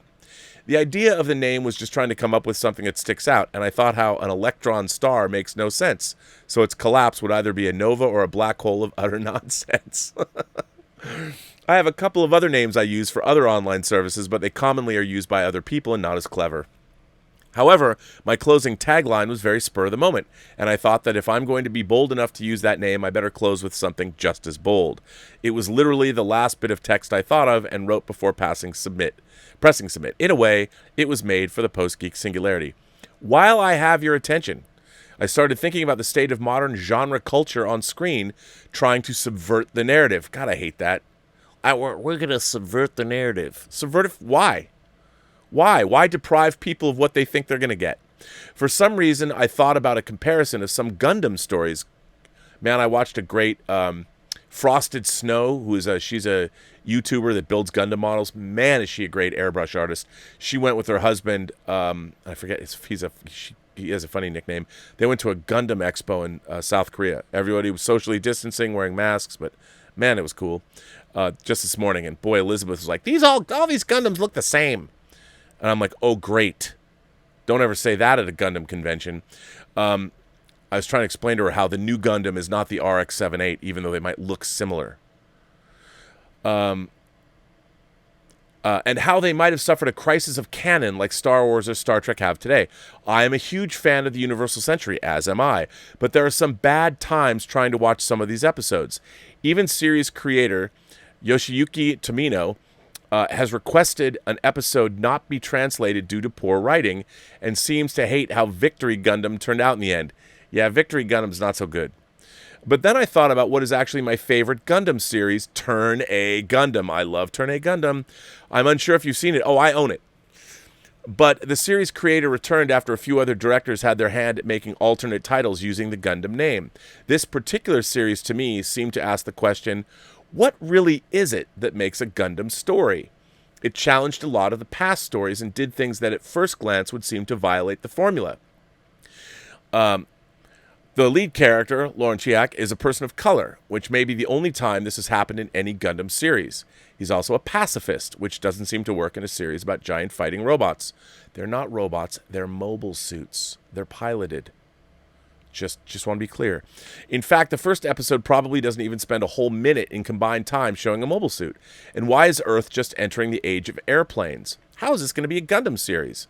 What's happening is basically when you nuke your home planet back to the Stone Age. It's almost as if Char's counterattack was successful, and now the Earth had to heal from all the damage. And Lauren comes from a line of humans who colonized the moon, waiting to return to Earth when it was ready. But some people remain stuck on Earth, unaware that they had already reached the stars in the past. So when the moon folk start coming down with their advanced machines, a lot of tension and confusion is created. It's been a few years since I've seen the series, so specific details are escaping me. However, this evolves into a story about the desperate attempt to find peace when all paths appear to lead to war. Lauren will fight using the Gundam, but he values human life and tries to avoid combat at all costs. When watching Zeta Gundam, and many other Gundam stories, they explain how people are evolving. And at the end of the road will be a way to live where we can fully understand each other, and Turn A Gundam attempts to prove that we can reach that goal. They include other familiar tropes in the series, such as a masked aced pilot and the Zaku 2 mobile suit, but as much as it looks back to the old, it dares to be different. Even the new mobile suits, including the Gundam, were designed by Sid Mead of Blade Runner and Tron fame. He also redesigned the space battleship Yamato at one point too. This may not look like the Gundam kits kids grew up with, but at the heart of the matter, it's pure Gundam. And I'm not ignoring the elephant in the room. Lauren puts on a dress and pretends to be a woman in some episodes as a form of subterfuge. While this is right up my alley, yesterday we learned that Electron Star Collapse is trans, so this is interesting. While this is right up my alley, I don't think he does this to be trans, nor do I think it was meant to be just for laughs. It just seems like he's either so in tune with himself that he suffers no indignity from the act, or just sees no shame from being a woman named Laura. I'll have to dive deep into the series again soon to see if I can find a definitive reason. At first, my mind compared Turn A Gundam Deep Space Nine, as that series challenged the Federation utopia that Gene Roddenberry envisioned, and thus the basic foundation for Star Trek. However, the more I thought about it, the more I felt this was like Star Trek VI. Two sides are presented with an uneasy peace, there are actors on both sides that want to break that peace, and our main cast races to uncover the truth and maintain peace when the road ahead leads to war. This is where I feel like modern IP holders fail to understand their products.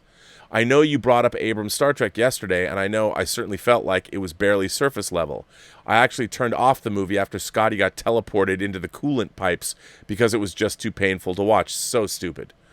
And the shit and ships you want are painful to watch, at least knowing the legacy of Star Trek. You can name drop all the races and bridge crew and ships you want, but without the heart that makes the core foundation of Star Trek, you have nothing more than a hollow shell with a stick on a label that says, "Hello, my name is Star Trek," which is where Star Trek has been.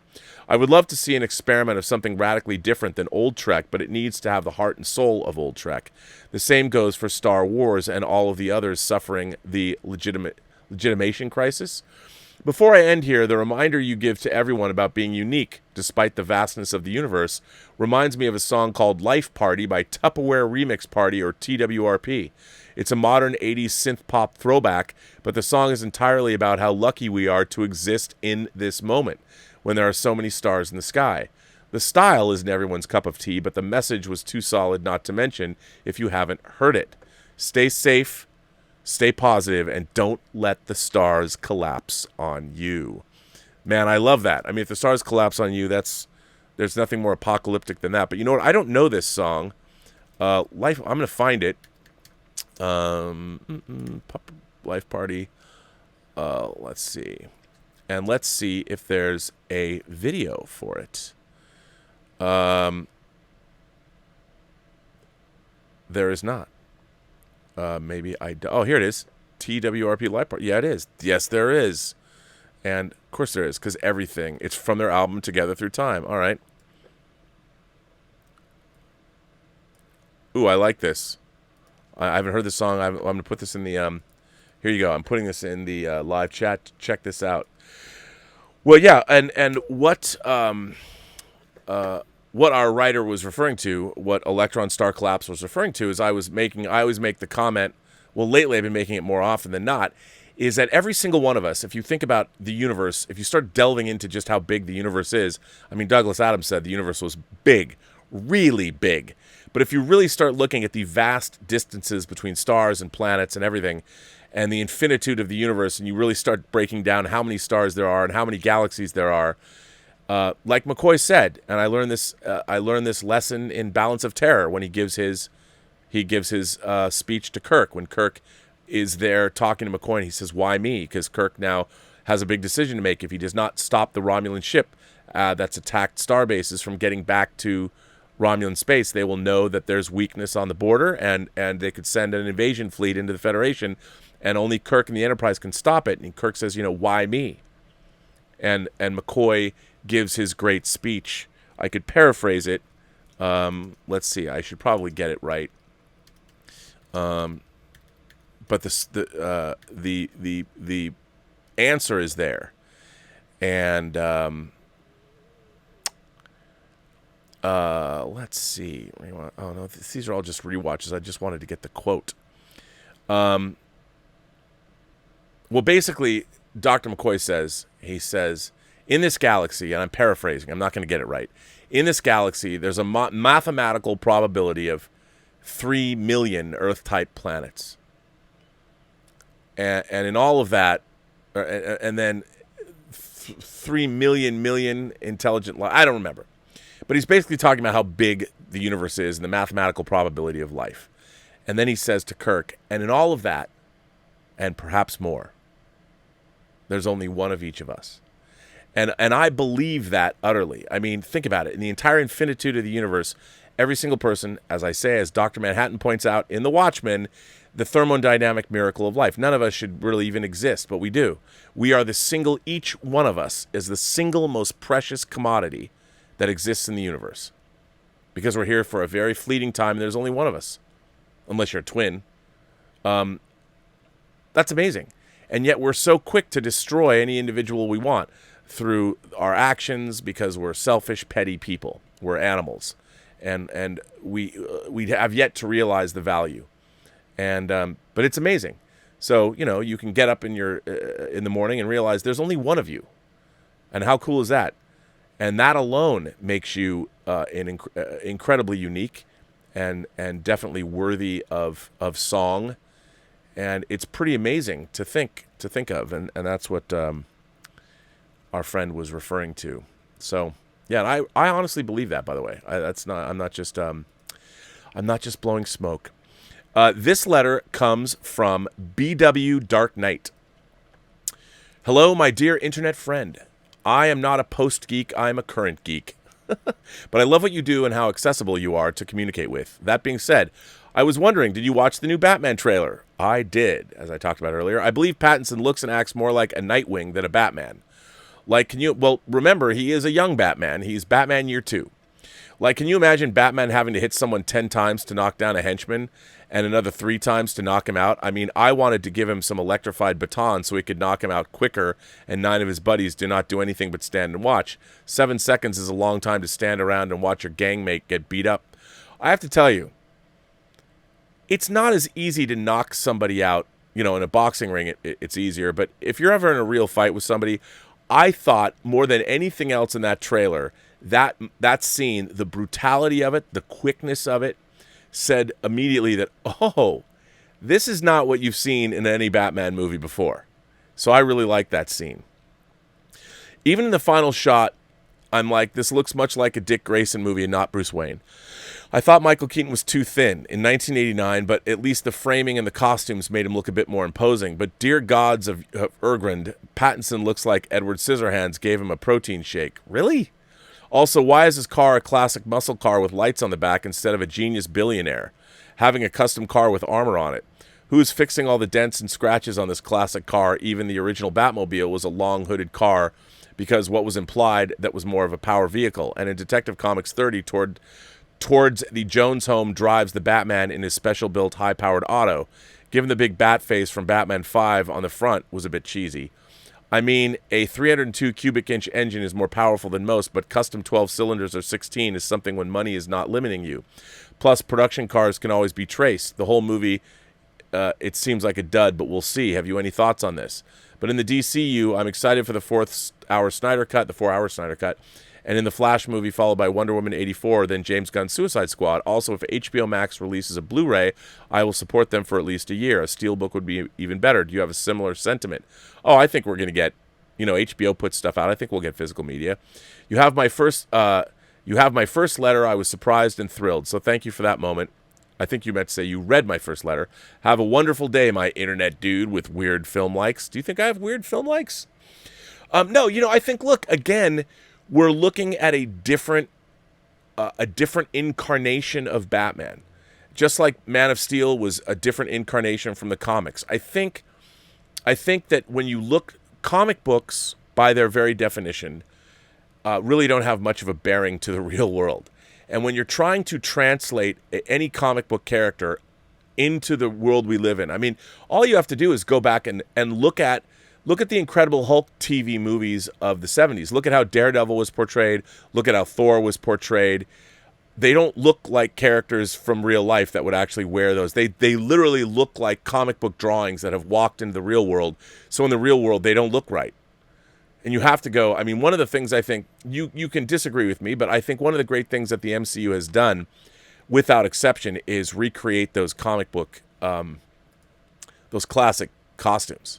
They've done a great job making you believe. One I think the greatest example is Captain America, not when he's on his USO tour in Captain America: The First Avenger, but the first Captain America costume that he's wearing, that he's fighting in. He's dressed as Captain America, but he's in something you believe he could be fighting in World War II that is absolutely redolent of the comic. But remember, this is not the fully formed Batman. Just like Man of Steel, that guy is not Kal-El or Clark. He's not Superman yet. Anyway, I was excited. I'm excited. I'm still excited. I can't wait to see. I can't wait to see. Thanks for writing in. I appreciate that. But, give it time. Give it a shot. This letter comes from Ian Samuels. Ian Samuels says, so the DC Fandome has hit us with some incredibly tasty morsels. Wonder Woman 1984 looks fucking amazing and fun. Looking forward to that. The Batman trailer also looks fucking amazing. As a Batman fan, I want that movie so much. New stuff from the Justice League Snyder Cut. More exciting stuff. The Suicide Squad also, somewhat surprisingly, looks amazing. But anything has to be better than the diarrhea that we were force-fed before. But there's a rumor floating around Pinewood. Don't know how much salt to take with it, either a pinch or a barrelful, but apparently the first draft of the next Bond was being shown around to certain execs at Pinewood. The biggest rumor associated with it is that the next Bond, which is a rumor within a rumor, which personally should be taken with a massive truckload of salt, is that Kit Harington is lined up to be the next Bond. I could see that. Personally, I don't think this is going to happen, and it's just Harington fans feeding off his appearance in the Spooks movie. I guess we'll see, but in the meantime, plenty of exciting stuff from the DCEU. I liked the Spooks movie a lot. For those of you who don't know, there was a show that was shown over here as MI5, but in the UK it was called Spooks. Spooks being over here a racial slur. They retitled the series MI5 here, and the movie in England was released as Spooks, and then it was also released again over here as MI5. I have both versions. I have the Spooks version and the MI5 version. I'm a huge fan of that series, but you've got to watch the Blu-rays because the TV versions of MI5 are edited. It's a very surprising show. If you like things like 24, MI5 Spooks is great. That's an interesting thing. I mean, I don't know how much credence I would put to that, but maybe. I mean, what else are you going to do if you're Bond filmmakers, if you're a fan of the Bond franchise, if you're if you're Michael G. Wilson and Barbara Broccoli, and your movie's been postponed 6 months, what the hell else are you going to do? Might as well develop a new Bond film unless you're going to plan on selling the franchise, which I thought they were going to do. Maybe they're not. Maybe they want to sell the franchise after they establish a new Bond. I could see that. One never knows. So that's interesting. Keep your nose to the grindstone. I would really like to hear if that's true. Omar94 is here. Hello, Omar. Rob, since you've worked on film sets, maybe you know more about this. If you're a crew member, I'm not sure if you are paid a 40-hour type salary or freelance or something like that. I was curious because I was reading how during the making of Days of Thunder, crew members said they made so much overtime on that film that they could have gone on vacation for 4 whole months after the wrap date, since Robert Towne, Don Simpson, and Jerry Bruckheimer would have on-set arguments with Tony Scott over how to shoot scenes, and crew members were just sitting around getting paid. Thanks and live long and prosper. Yeah, that's not a way I would ever produce a movie. But Omar, that's a really good question. So as with anything, movie sets are a union. They're a union place.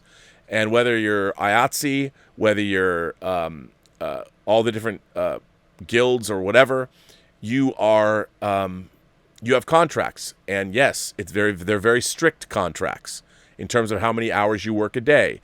You make so much a day if you're in a certain group or a certain level. And then beyond that, if you work over, say, a 12-hour day or something, you're into double time or time and a half or twilight time or whatever you want to call it. But yes, a movie set is the last place that you want to not know what you're doing or that you want to have arguments and stop shooting. As I've talked a lot about my love of being on movie sets because you're watching a lot of people really good at their jobs.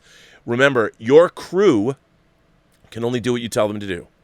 And if you stop telling them what to do, or as the director, you're not your first AD, and if the director and the first AD, like I've told everybody, when you are directing, for those of you who might not have heard this, when you're on a set and you are directing a film or a television show, but let's call it a film. If you're on a set directing a film, you basically have a half day to win your crew over if you're a director that hasn't worked, if the crew is unfamiliar with you. And the way that you lose your crew, first of all, if you're a dick, that's first and foremost. But if you don't know what you're doing. So what I mean by that is the crew needs to know in advance when you're doing what's called setup. So every time you move the camera, you're setting up a new shot. And every time you move, the crew, your grip and electric crew, the camera crew, everybody has to know where they're moving, what they're doing, how they're resetting. The art department has to know what direction you're shooting in so they know what is seen. So here's the thing. If the director doesn't know, if you're like, okay, people are going to say, okay, what's the next shot? If the director does this,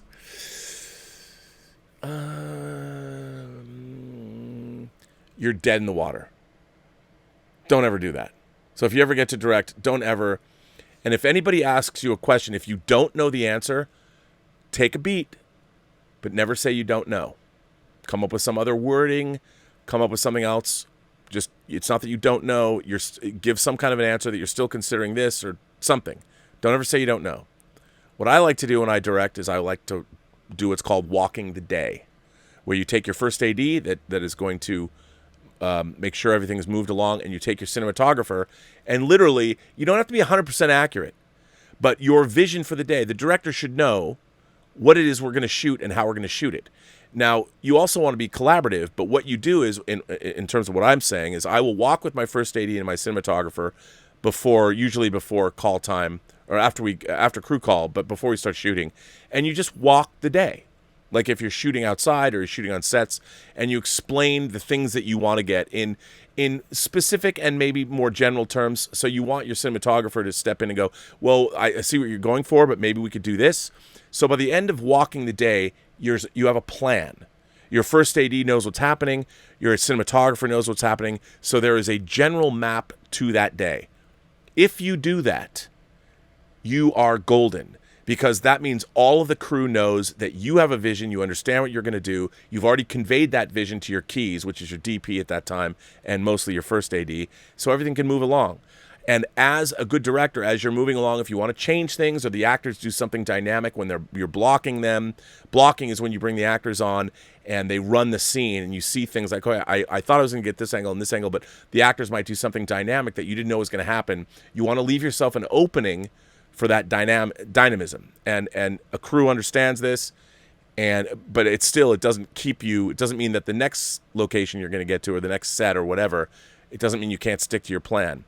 But so what ends up happening is if the producer suddenly says to the director, I don't like the way you're shooting this, or the writer gets involved, and you grind that to a halt, as I've explained, every second on a movie set has a dollar value associated with it. You can calculate it. Because every day has a budget. Let's say it's $100,000. We have a $100,000 day, and we're shooting for 30 days. So what you're looking at $3 million just in production costs or whatever. Well, if it's $100,000 a day, and you know you're going to be shooting for 12 hours, so you're not going to go over because you don't have any more money. Well, you break it down. How much does that? You can find out how much does every second cost in 12 hours. You got $100,000. You're shooting for 12 hours. What does every second cost? Now imagine you stop shooting because somebody's arguing about how the director is shooting. Well, we have to have an argument. How long does that argument last? And the clock is ticking, and you don't finish your day. That means you have to either then pick it up the next day, which means you're losing out on day 2 because you have to make up day 1. It's not good. So if people are sitting around, and by the way, a crew loves nothing better. They love nothing better than, hey, they don't care. If the director and the producer and the writers, they care, but they're clocking those bucks. And if you go over 12 hours, you get into double time or time and a half or whatever, the crews, you have to pay them. They love it. They love it. And that's how you can make money. That's not a way to make movies. If that's the way you're making movies, you have no business making movies. Those kinds of conversations should not be had during production. But a lot of the time they are, and it's, that way lies death. Good question, Omar. I know I haven't got, a lot of you have been firing in questions and chats and all that. Let's get to those. Let's see where I'm at. Anthony. Let's see. Anthony is. By the way, I just want to. I want to make sure that everybody knows this. But the Burnettwork, if you've never been here before, we have we have our official comic book store of the Burnettwork is Jacob Fudge's Comic Relief. We have an official couple. That's right. We have Claude and Candida. Claude appeared on Whining About Movies last night to talk about Do the Right Thing. We also have an official cheesemonger, Kaz Graphics up in Seattle, who has a connection to Beecher's Cheese, but I don't know how he does it. I just get boxes of Beecher's Cheese show up, so he's our official cheesemonger. And yesterday, we anointed for the first time a longtime member of the Post-Geek Singularity community. He didn't demand, but I'm now going to call him our official toxic fan. Yes, you might say, Rob, do you really want a toxic fan? But here's the thing. Here's the irony of it. Mark C. is not a toxic fan. He is a very well-spoken, very astute, and insightful individual. But he sometimes espouses views that might be considered a little controversial or maybe a little less liberal than I am. So he was offended, but I'm adding him to our roster of official things. So Mark Chure, is indeed our official toxic fan. And he's worked really hard for that title, but I say that with love and respect and irony. Anthony, this one, Liculano? Or Iculano? Luculano, it's a cool last name, I don't know if I got it right, sends in a super chat and says, I really like the Batman trailer. Gave me Sirius 7 and the Crow vibes, and I love that. Me too. I thought Pattinson looked great in the trailer. I can't wait to see it. Well, Anthony, you and I definitely park our shuttlecrafts in the same garage or same shuttle bay, because I really want to see it too. Willow Yang is here. Willow Yang says, I'm just loving all the Batman stuff we're getting right now. First with the announcement of Batfleck's return, and then with the Batman trailer. The movie's another reason why I can't wait for 2020 to be finally over. Well, Willow, you're so delightful. You're absolutely correct. I mean, all the Batman stuff. Michael Keaton and Ben Affleck, we're getting this new Batman movie. Looks to be great. The Batman, can't wait. I think it's great. Willow Yang goes on to say, maybe the girl who kicked you in the balls secretly had a crush on you. I bullied a boy in grade 7 because I was in love with him, but was too embarrassed to admit it, and it was my way of getting his attention. I still feel guilty about it to this day. Well, that could be. You might be right. I mean, she and I always had we never liked each other all the way back to the 4th grade. I never thought she might like me. I didn't know that she was capable of love, but you could be right. Draco Eris sends in a super chat and says, I'm looking forward to the Batman. Robert Pattinson is a solid casting choice. I like how small in scope the trailer makes the film feel like. Does it make it small in scope? There's a lot of extras in that. I mean, it looked like it took place, in the real world. I thought as a teaser, I mean, sure, they'd have no effect shots, but that all looked to me like it was all on location, and that it was, I love the sets, I love the look. It looked really neat. I can't wait. I think the film's going to have a bigger scope than we might think.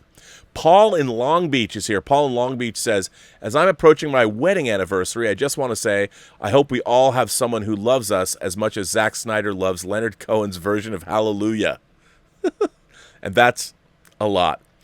Yeah, I mean, a lot of people have been there's been a lot of online scuttlebutt about him putting Hallelujah there. Obviously, Hallelujah. He uses it a lot. He used it in Watchmen. He loves Hallelujah. I think in a way, Hallelujah was it was almost a nod to the fans. Like, Hallelujah. We accomplished our goal. But yeah, I understand. I think so. But yeah, it wasn't exactly groundbreaking. I'll give that to you. But I did like the trailer. I like what we saw. By the way, congratulations, Paul in Long Beach. How are you? I hope you and your wife have a great anniversary. That's terrific to hear that you are celebrating. How many years has it been? Julius Goodwin asks, I know you work on John Campia's show much of the week, but have you ever considered inviting him onto yours over a weekend maybe? Could be kind of an interesting change of pace to have him respond to your topics and pace, as opposed to the reverse. Ooh, you know what? I've never asked John. That's a good idea. I should. I've always been kind of fearful of it, but I should. I mean, we could do that. I like that idea. I will ask him to do that. Why not? Maybe for my 500th show. Richie sends in a tip and says, "Hi, Rob. DC is now looking to establish 2 different target markets for their comic book characters. Ben Fleck will be making an appearance again inside the DCU. We also now have a psychotic 7-like Pattinson Batman film. Clever marketing or too much?" Look, again, I think it is clever. I think it's give people what they want. I think everybody, for the most part, likes the Batman character. And, now they've finally understood that there's an audience that are going to support these films. They're going to go. People will go. People will come, Ray. People will definitely come. I mean, as long as the movies are good. Like, if there's a Batman movie that was really well done, and we had 4 of them a year, I'd go. I mean, it's like, your favorite television show. It's 10 episodes. You watch it. Getting different visions of the Batman. I think it's great. I think it's the good thing. Yeah. Asante sends in a super chat and says, "Your hair looks like you took your cowl off to a Nirvana song." Yeah, to be honest, this is a bedhead for me. It really is. I took a shower before I went to bed last night, very, very late. So, yeah, I mean, I'm sorry that I don't normally, there's not a lot of product in it, and I know it looks a little goofy. But, still got that thick head of hair. One day it's probably going to fall out, and I'll be like, God damn it. But for the time being, it's all right.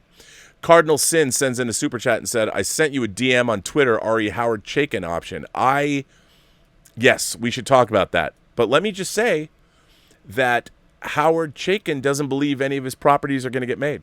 He's not optimistic because the certain option that we were talking about is available.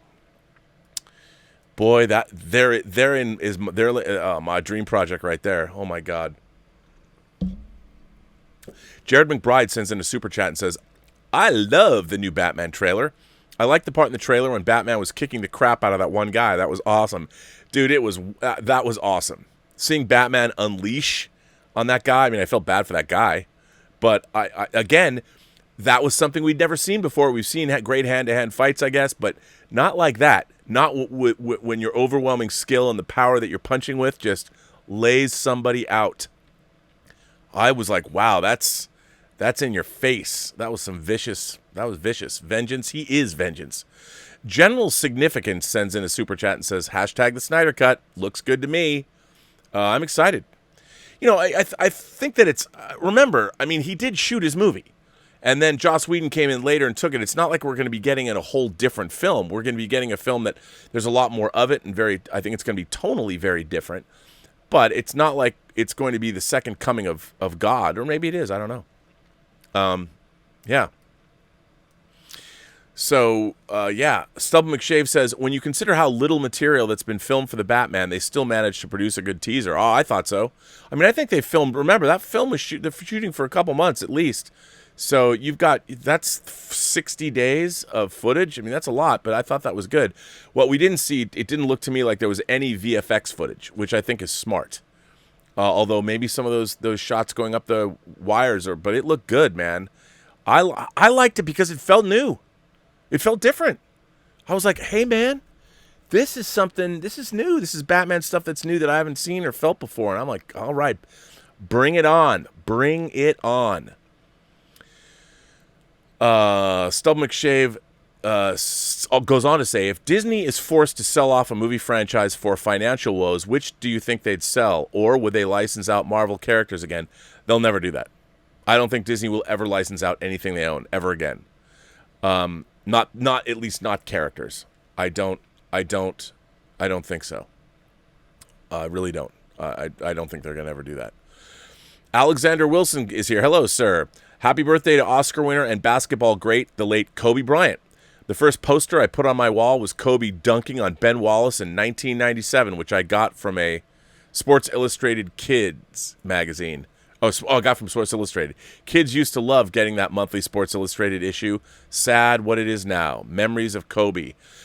Well, I mean, my memory of not so much Kobe, but the Lakers in general. When I moved to LA in 1988, the Lakers, I've never seen a city embrace their basketball team. as much as what was going on. And I didn't realize how much the Lakers were part of. I mean, I knew that Jack Nicholson sat courtside, and this was pre-Kobe, obviously. But it was insane. And so, watching the rise of Kobe Bryant here in the city, I mean, he was almost sacred. I mean, all around. And watching him play, I'd been to a few Lakers games, and it's pretty exciting. Like the Staples Center is really exciting to go see. I've seen a hockey game in there. I've seen hockey games in there, and I've seen basketball games in there, and it's pretty amazing. And it really does feel like I love arenas, seeing sporting events in arenas. And but I don't have any particular, because I don't follow sports that much, but it's more of I mean, Kobe was one of the favored sons of Los Angeles, and there was a great legacy that he came in after. So I didn't realize today was his birthday. I mean, I'll tell you something. His loss is felt. I mean, I know retirement and all of that, but still, sometimes I even stop and think that how can Kobe Bryant not be here anymore? And the way he left us was so unfortunate, and it just shouldn't have happened. Like, God. Yeah. Senor Ashish is here. Loved the Batman teaser. Very intriguing from start to finish. Interesting how Batman works in the open with the police, with FBI agents turning a blind eye as well. Also witnessed cinematic history. We finally see Batman's eye paint. A lot of people have been talking about that.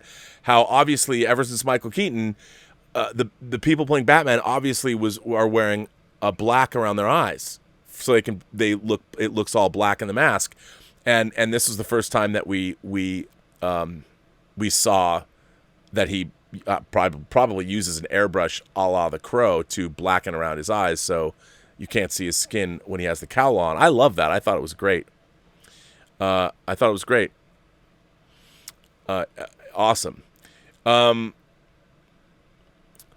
Mahir, let's see, can I get this right? Mahir, is it Hawk? Haku? I'm sorry, I'm butchering your name. Where are your frames from? With the Goth Knight trailer.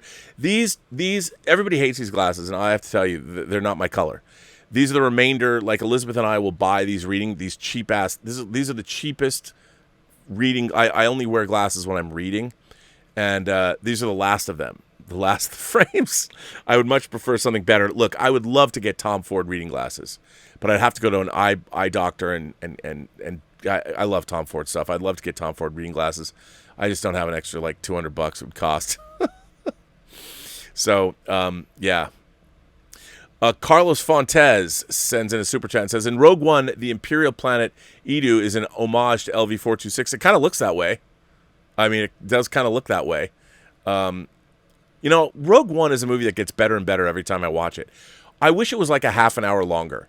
And I wish that we met all of those characters, like we saw them all in their civilian lives a little bit before we meet them on Jeddah, or doing what they were doing before they got there. I mean, we do that. We see it with one of our characters, obviously, but I would like to have seen more.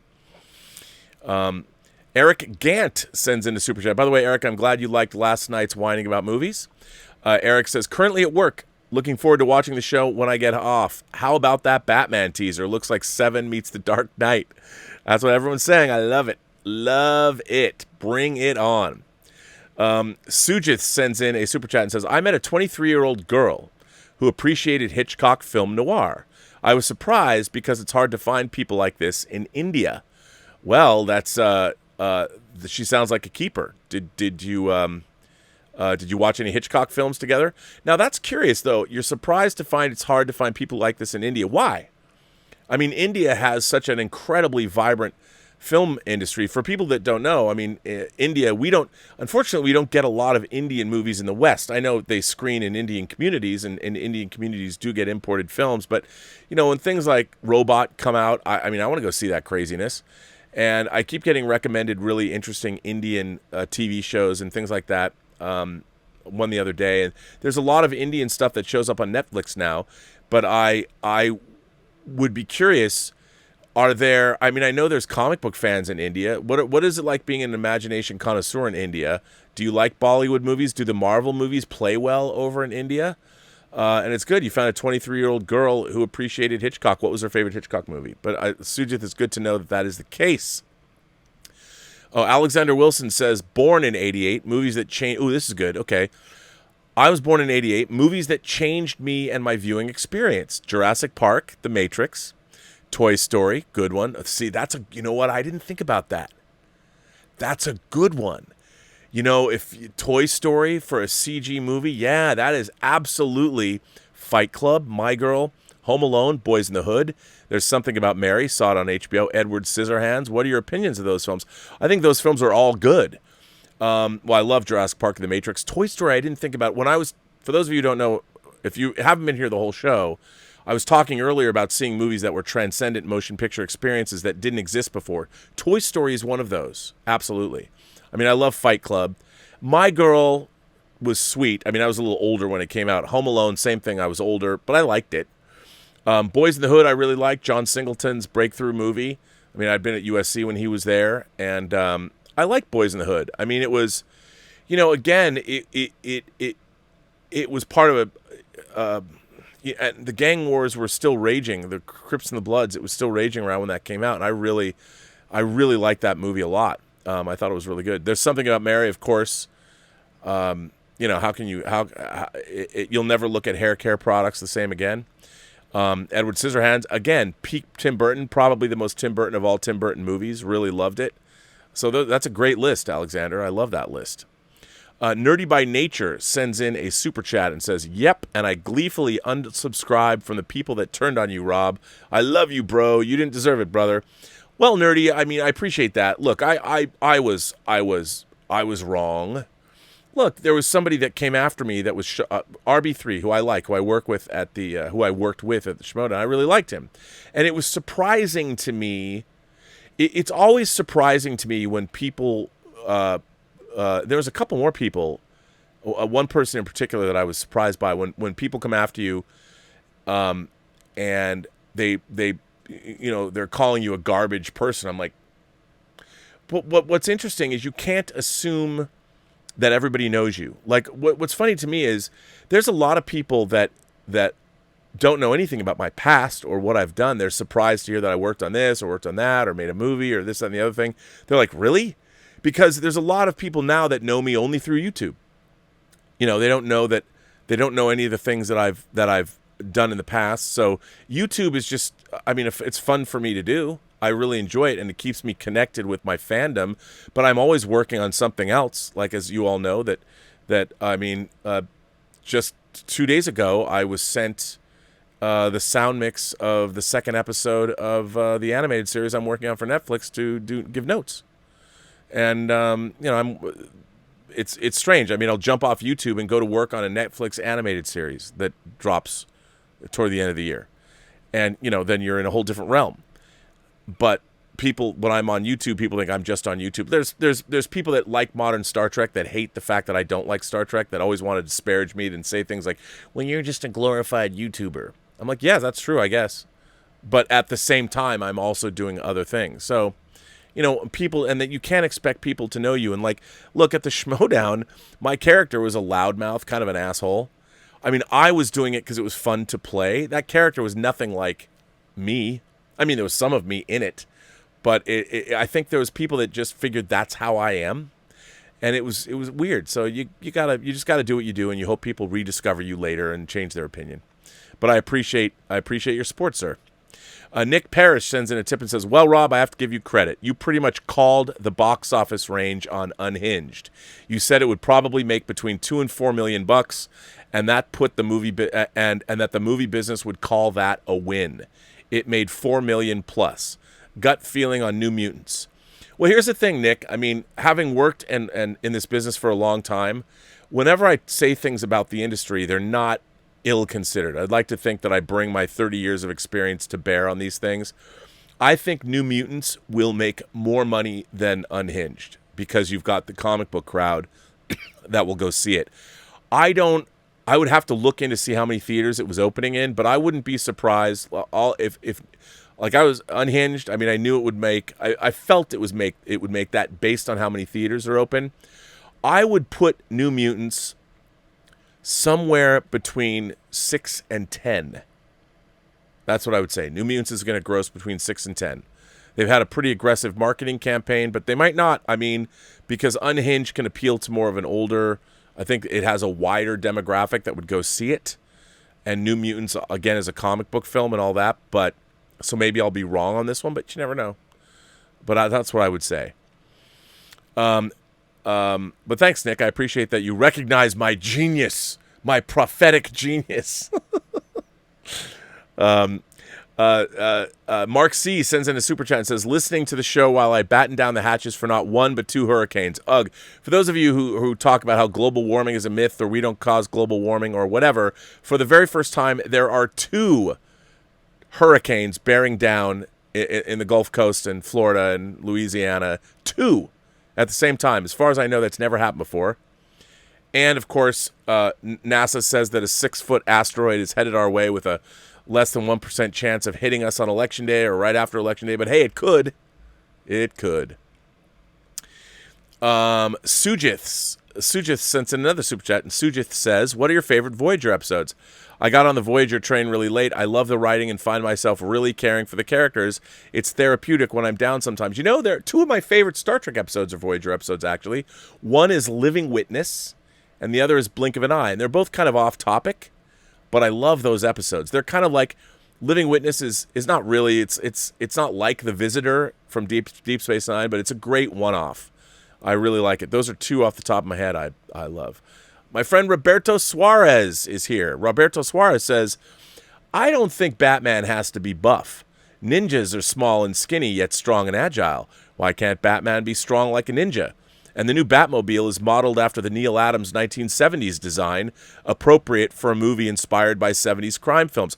I totally agree with you about the Batmobile. I keep forgetting to mention that. It looks to me like a lot of the Pattinson, but Matt Reeves' Batman is inspired by Neil Adams. There's a lot of that in there. I mean, it's yeah. Benson's sent in a super chat and says, Rob, I asked this on the John Campy show. Robert Pattinson was rumored for a Condor Man reboot. Does my leading light of movie knowledge own Condor Man on Blu-ray? I have to say, even as a kid, I saw Condor Man in the theater. I was never really a big fan. I didn't like it. So I do not have it on Blu-ray. I'm sure, did the Disney Movie Club release it? Sujith sends in another super chat and says, Marvel movies are a hit in India. A.R. Rahman and the Oscar-winning music director made a Hindi Marvel anthem. We have small Comic-Con style conventions. I'll write a letter on Indian geekdom soon. You know, A.R. Rahman, he watched Tango Shalom and was talking about doing some music for it. He couldn't make it work, but very interesting. A.R. Rahman is a friend of the director of a film that I produced and edited, Gabe Bologna. GJC95 sent in a super chat and says, Illuminati or something like that ever come across? Have I ever come across the Illuminati or no? I have never asked to be indoctrinated into a secret society. I've never come across Illuminati. I have never come across a super elite group of satanic worshiping, Satan worshiping pedophiles either. And I've met some crazy people in my life, especially working in Hollywood, but I've never come across any of that. You know, I think sure, I'm sure there are powerful groups that have lots of capital that can, they can change the ebb and flow of humanity. But, I mean, unfortunately, gaining power, it's just getting lots of money with our finite lives, unless there's a group of immortals that I don't know about manipulating things. I mean, it would seem like, what a pain in the ass to have something like that. Who knows? Bunyan Snipe sends in a tip and says, Dracula could be a huge, huge crossover villain in the MCU. He could easily appear in Moon Knight and a Tomb of Dracula series, as well as Blade. Brad Bird for Fantastic Four. Yeah, I think Brad Bird would do a great job. John Krasinski, though, too. I think John Krasinski and Emily Blunt should be Mr. Fantastic and Sue Storm, and that he should direct. But I would love to see Brad Bird direct the Fantastic Four movie. I think that'd be phenomenal. Phenomenal. I'd love to see that. I think that would be great. I mean, I think that would really be good. That would really be good. Travis Denson sends in a super chat and says, as Snyder is finally getting his cut of Justice League, I also think of Mark Christopher finally getting his cut of 54 in 2015 after 18 years. Thoughts? 54, the movie about Studio 54. Hey, I think that would be great. I mean, look, I think for the most part, when filmmakers are forced to cut down their movies, especially by studio executives, I think that never really results in the best films, because I mean, sometimes it does. Sometimes filmmakers have to be reined in, but for the most part, in my case, I've seen that it's usually to the detriment of the movie. And I think now it's nice that we live in a world where people are able to go back and revisit these films and make them new again. I mean, I've heard Coppola, obviously, he went back, he revisited Apocalypse Now, he revisited The Cotton Club, and I've heard he's going to revisit Godfather 3, which would be really fascinating. I would love to see what he's going to do with that. I would love to see something like that happen. But I think it's great. And I liked 54. I'd like to see more of it. I wish I could have gone to Studio 54. I've always been fascinated by it. I'd love to go.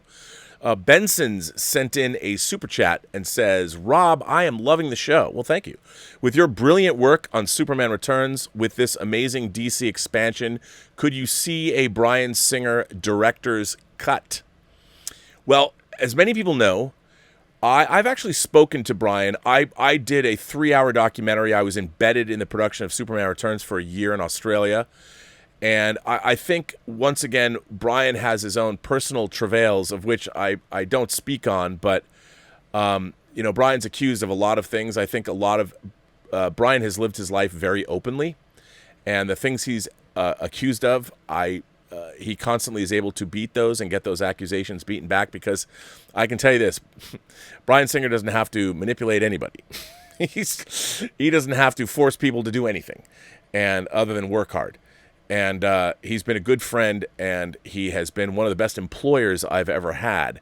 And I think Bryan can be his own worst enemy, because he lives his life in such an open fashion. He makes himself such an open target, and a lot of people don't understand. But he does not victimize people. I just want to say that. But in terms of, except professionally, in terms of Superman Returns, there is a version of Superman Returns that I saw that I thought was much better than what was released, and it was the Friends and Family cut. And one of the things, what happens when Bryan doesn't screen his movies he doesn't have test screenings, but he has Friends and Family screenings. And when they showed Superman Returns, there were a lot of kids there that didn't understand it. They didn't understand, because it did open with the Return to Krypton sequence, and the first 20 minutes of the movie were almost wordless. I mean, Kal Penn's whole characters had most of his dialogue cut out. And I did think that the longer version of Superman Returns, the 3-hour version, or as I call it in my mind, the Friends and Family version, could be restored. And I have talked to Bryan about that with HBO Max. One of the things that I would like to do is, I wanted to do a much longer documentary with Superman Returns. And I certainly have the footage. And we finished the documentary in standard def, but we shot it all in HD. So I would really like to go back, and I could do, kind of like The Mandalorian, I could do a whole series about the making of Superman Returns, because it's interesting. And we shot the documentary material like everybody was in a reality show. So everybody became a character, like Guy Dias. And if you get the Blu-ray, you can see Requiem for Krypton, which is my 3-hour documentary. But I could easily make an 8-hour documentary about the making of Superman Returns. Easily. And I would love to do it for HBO Max. I just don't know, with the things the way they are with Bryan now, if he could do that. And I think that would be great. I mean, I would love to I'd love to do that. And I'd love to see the longer version. I would love to see the longer version come out on video, or I think it's perfect. So Yeah, yeah. Anyway, one day maybe that'll happen.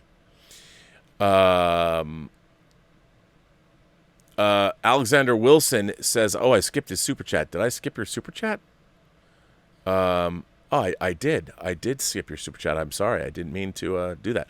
Alexander Wilson says, "What's a not great, not good, but decent movie that you love, but you know it's not great?" Ooh, that's a good question.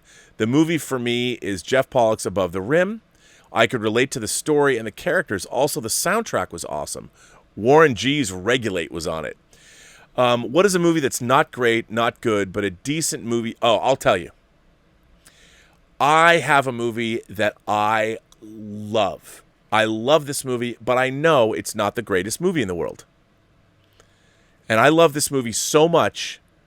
1988's Tequila Sunrise, starring Michelle Pfeiffer, Kurt Russell, Raul Julia, and Mel Gibson. It's a romantic crime thriller type of a movie. Written by the guy Robert Towne. Robert Towne wrote and directed it. Robert Towne wrote Chinatown, and everybody expected, I think, The Second Coming. I think Tequila Sunrise is great, but I recognize that it's not. But I love it. I love Tequila Sunrise. Love, love, love, love, love it. I love it, and it's got a great soundtrack, by the way. But that was the first thing that came to mind. I'll tell you something else. I'll tell you a movie that I think is not good at all. A movie that it is not good at all, but for whatever reason, I love it. It's the worst kind of studio movie, even though it shows, and that movie is The Specialist. Sylvester Stallone and Sharon Stone. And you can tell because they have a love scene in a shower and the camera lingers more on Stallone's body than it does on Sharon Stone's body. But John Barry does the score. It's not great. But to me, it's just shows when studio filmmaking, when deals are made and things just don't work. Those are the things that I came up with. Yeah, so sorry for skipping your super chat, Alexander. Just Plain Steve sends in a super chat and says, "I came across a delightful film on late night TV the other day called Irma la Douce. It's a great film. Have you seen it? Billy Wilder directed that movie with Jack Lemmon and Shirley MacLaine. It's based on a French musical. I think it's a musical. I love that movie. I haven't seen that movie in ages. I mean, Billy Wilder, one of the great film directors. If you guys haven't seen Billy Wilder movies, things like The Apartment or Irma la Douce or any of this, you've got to watch his movies. Billy Wilder is one of the great directors of all time. I mean, really amazing. And let's see, Billy Wilder. Let's just go to his IMDb and break it down for you, because if you haven't seen Billy Wilder movies, now let's talk about not even as a writer. Oh my God, I'm just going to talk about him as a director, but he's a writer-director. So if you go back, The Bad Seed. He directed The Bad Seed. My God. Double Indemnity, which we've done in Whining About Movies. The Lost Weekend. Sunset Boulevard. Ace in the Hole. Stalag 17. Sabrina, The 7-Year Itch. Witness for the Prosecution. Some Like It Hot. The Apartment. Irma la Douce. Kiss Me Stupid. The Private Life of Sherlock Holmes, which is one of his last movies, but he went on and made more. But he was in that movie with, he directed that with Christopher Lee. And then, of course, his movies in the 70s, not so great. His last film, Buddy Buddy, not so great. But then his credits as a writer, my God, they just go on and on and on. He's one of our great filmmakers. So, yeah, I'm a huge fan of Billy Wilder, and that was definitely a good film. I'm glad you saw it. I haven't seen that in ages. You know what? That makes me want to go out and get it. Every time I see a Billy Wilder movie, I'm like, oh, I have to go buy that. So, yeah, good stuff. Well, ladies and gentlemen, this is the end of Robservations episode number 495. My God. 495. That's crazy talk. Unbelievable. I want to thank everybody for supporting the channel via Super Chats and Chips. Very much appreciated. Smash the like button, subscribe, that notification thing that I never say, but YouTubers always should. Always want to grow that channel. By the way, when I get to 30,000 subscribers, Elizabeth is going to start speaking French on Whining About Movies, and we all want that. And we are going to start, for those of you who don't know, we're going to be doing 2 new shows. One of them, it's Robservations Fully Articulated, and then it's going to be called #FreeTheToys, where I am going to give Elizabeth unopened toys that I have, and she's just going to open them up and take them out and play with them, and you're going to watch me cringe. And let's see, like, I think the first one might be my Hot Toys Hawkeye. I've never opened this figure, and what she's going to do is she's going to open them up and play with everything, and it's going to be horrific. And I think it'll be a unboxing like you've never seen it. So we're going to do that, and those are going to be pre-recorded shows. We're going to just do those in like 10-minute chunks because emotionally I can't handle that. It'll just be too painful for me to watch her open my toy collection and open stuff. And then we're going to throw away the boxes. Swear to God, it's going to be painful. And then we're also going to start our Star Trek show. We're going to go back and we're going to look at every episode of Star Trek, but we're doing a show called The Heart of Trek, A Couple's Guide to the Final Frontier. And we're going to drop that next week. I think we're going to do those live. And we're going to start with Where No Man Has Gone Before, the second Star Trek pilot. I know it was the third Star Trek to ever air, but we're going to start with Where No Man Has Gone Before. And you ask, well, Rob, why aren't you starting with The Cage? Because The Cage was later turned into The Menagerie. And the way to experience The Cage, really, you can watch The Cage, you can, but you shouldn't. Because The Cage, watching The Cage as a standalone it's not canonical. The only way you can see The Cage to have it be canonical is what we saw in The Menagerie. So that's the two-parter. So anyway, look for those. And I want to thank my moderating staff. I don't know who's here today. Joshua Levesque is here. The Richard is here. Mr. Derringer is here. I don't know who else is. I think you three are here. I want to thank the moderating staff for working so hard, guys. Thank you. And please go find the Richard over at the Post-Geek Singularity Facebook page. He's always throwing Zoom watch parties and all that. And the Whining About Movies Facebook page. And Whining About Movies returns tomorrow. We did Spike Lee's Do the Right Thing last night, and we had Claudius was our first guest on the show talking about that. I thought it was a really great show, one of our best Whining About Movies, even though technically we could use more headphones and things like that. Elizabeth couldn't hear, but I think it was a great discussion about the film. So definitely check that out if you want. And you know what? I don't know what we're going to do tomorrow on Whining About Movies. I haven't quite decided yet, but it'll be something interesting. But we will be back for Monday, Wednesday, and Friday. And I want to thank you a lot. I will be on the John Campea show tomorrow. I will also be back on my show tomorrow. And remember, on Wednesdays, we are doing Heel versus Babyface. And I have been looking at The Prisoner. Patrick McGowan's The Prisoner with our own order. We have our own tailored order to the show. And we will be on Wednesday at noon, our time, reviewing the episode A, B, and C, if you're interested in joining us for that. I want to thank you all for being here. And remember, every person, you know what? I can't believe I just realized I'm wearing a Gundam Wing t-shirt. I'm talking about Gundam, and I didn't mention that I was wearing a Gundam Wing shirt. What an idiot I am. And Gundam Wing is not part of the Universal Century, but it has one of my favorite mobile suits. But anyway, remember, every person you meet has a story to tell that you have yet to hear. All you have to do is listen. And with that, I say to all of you, have a better day.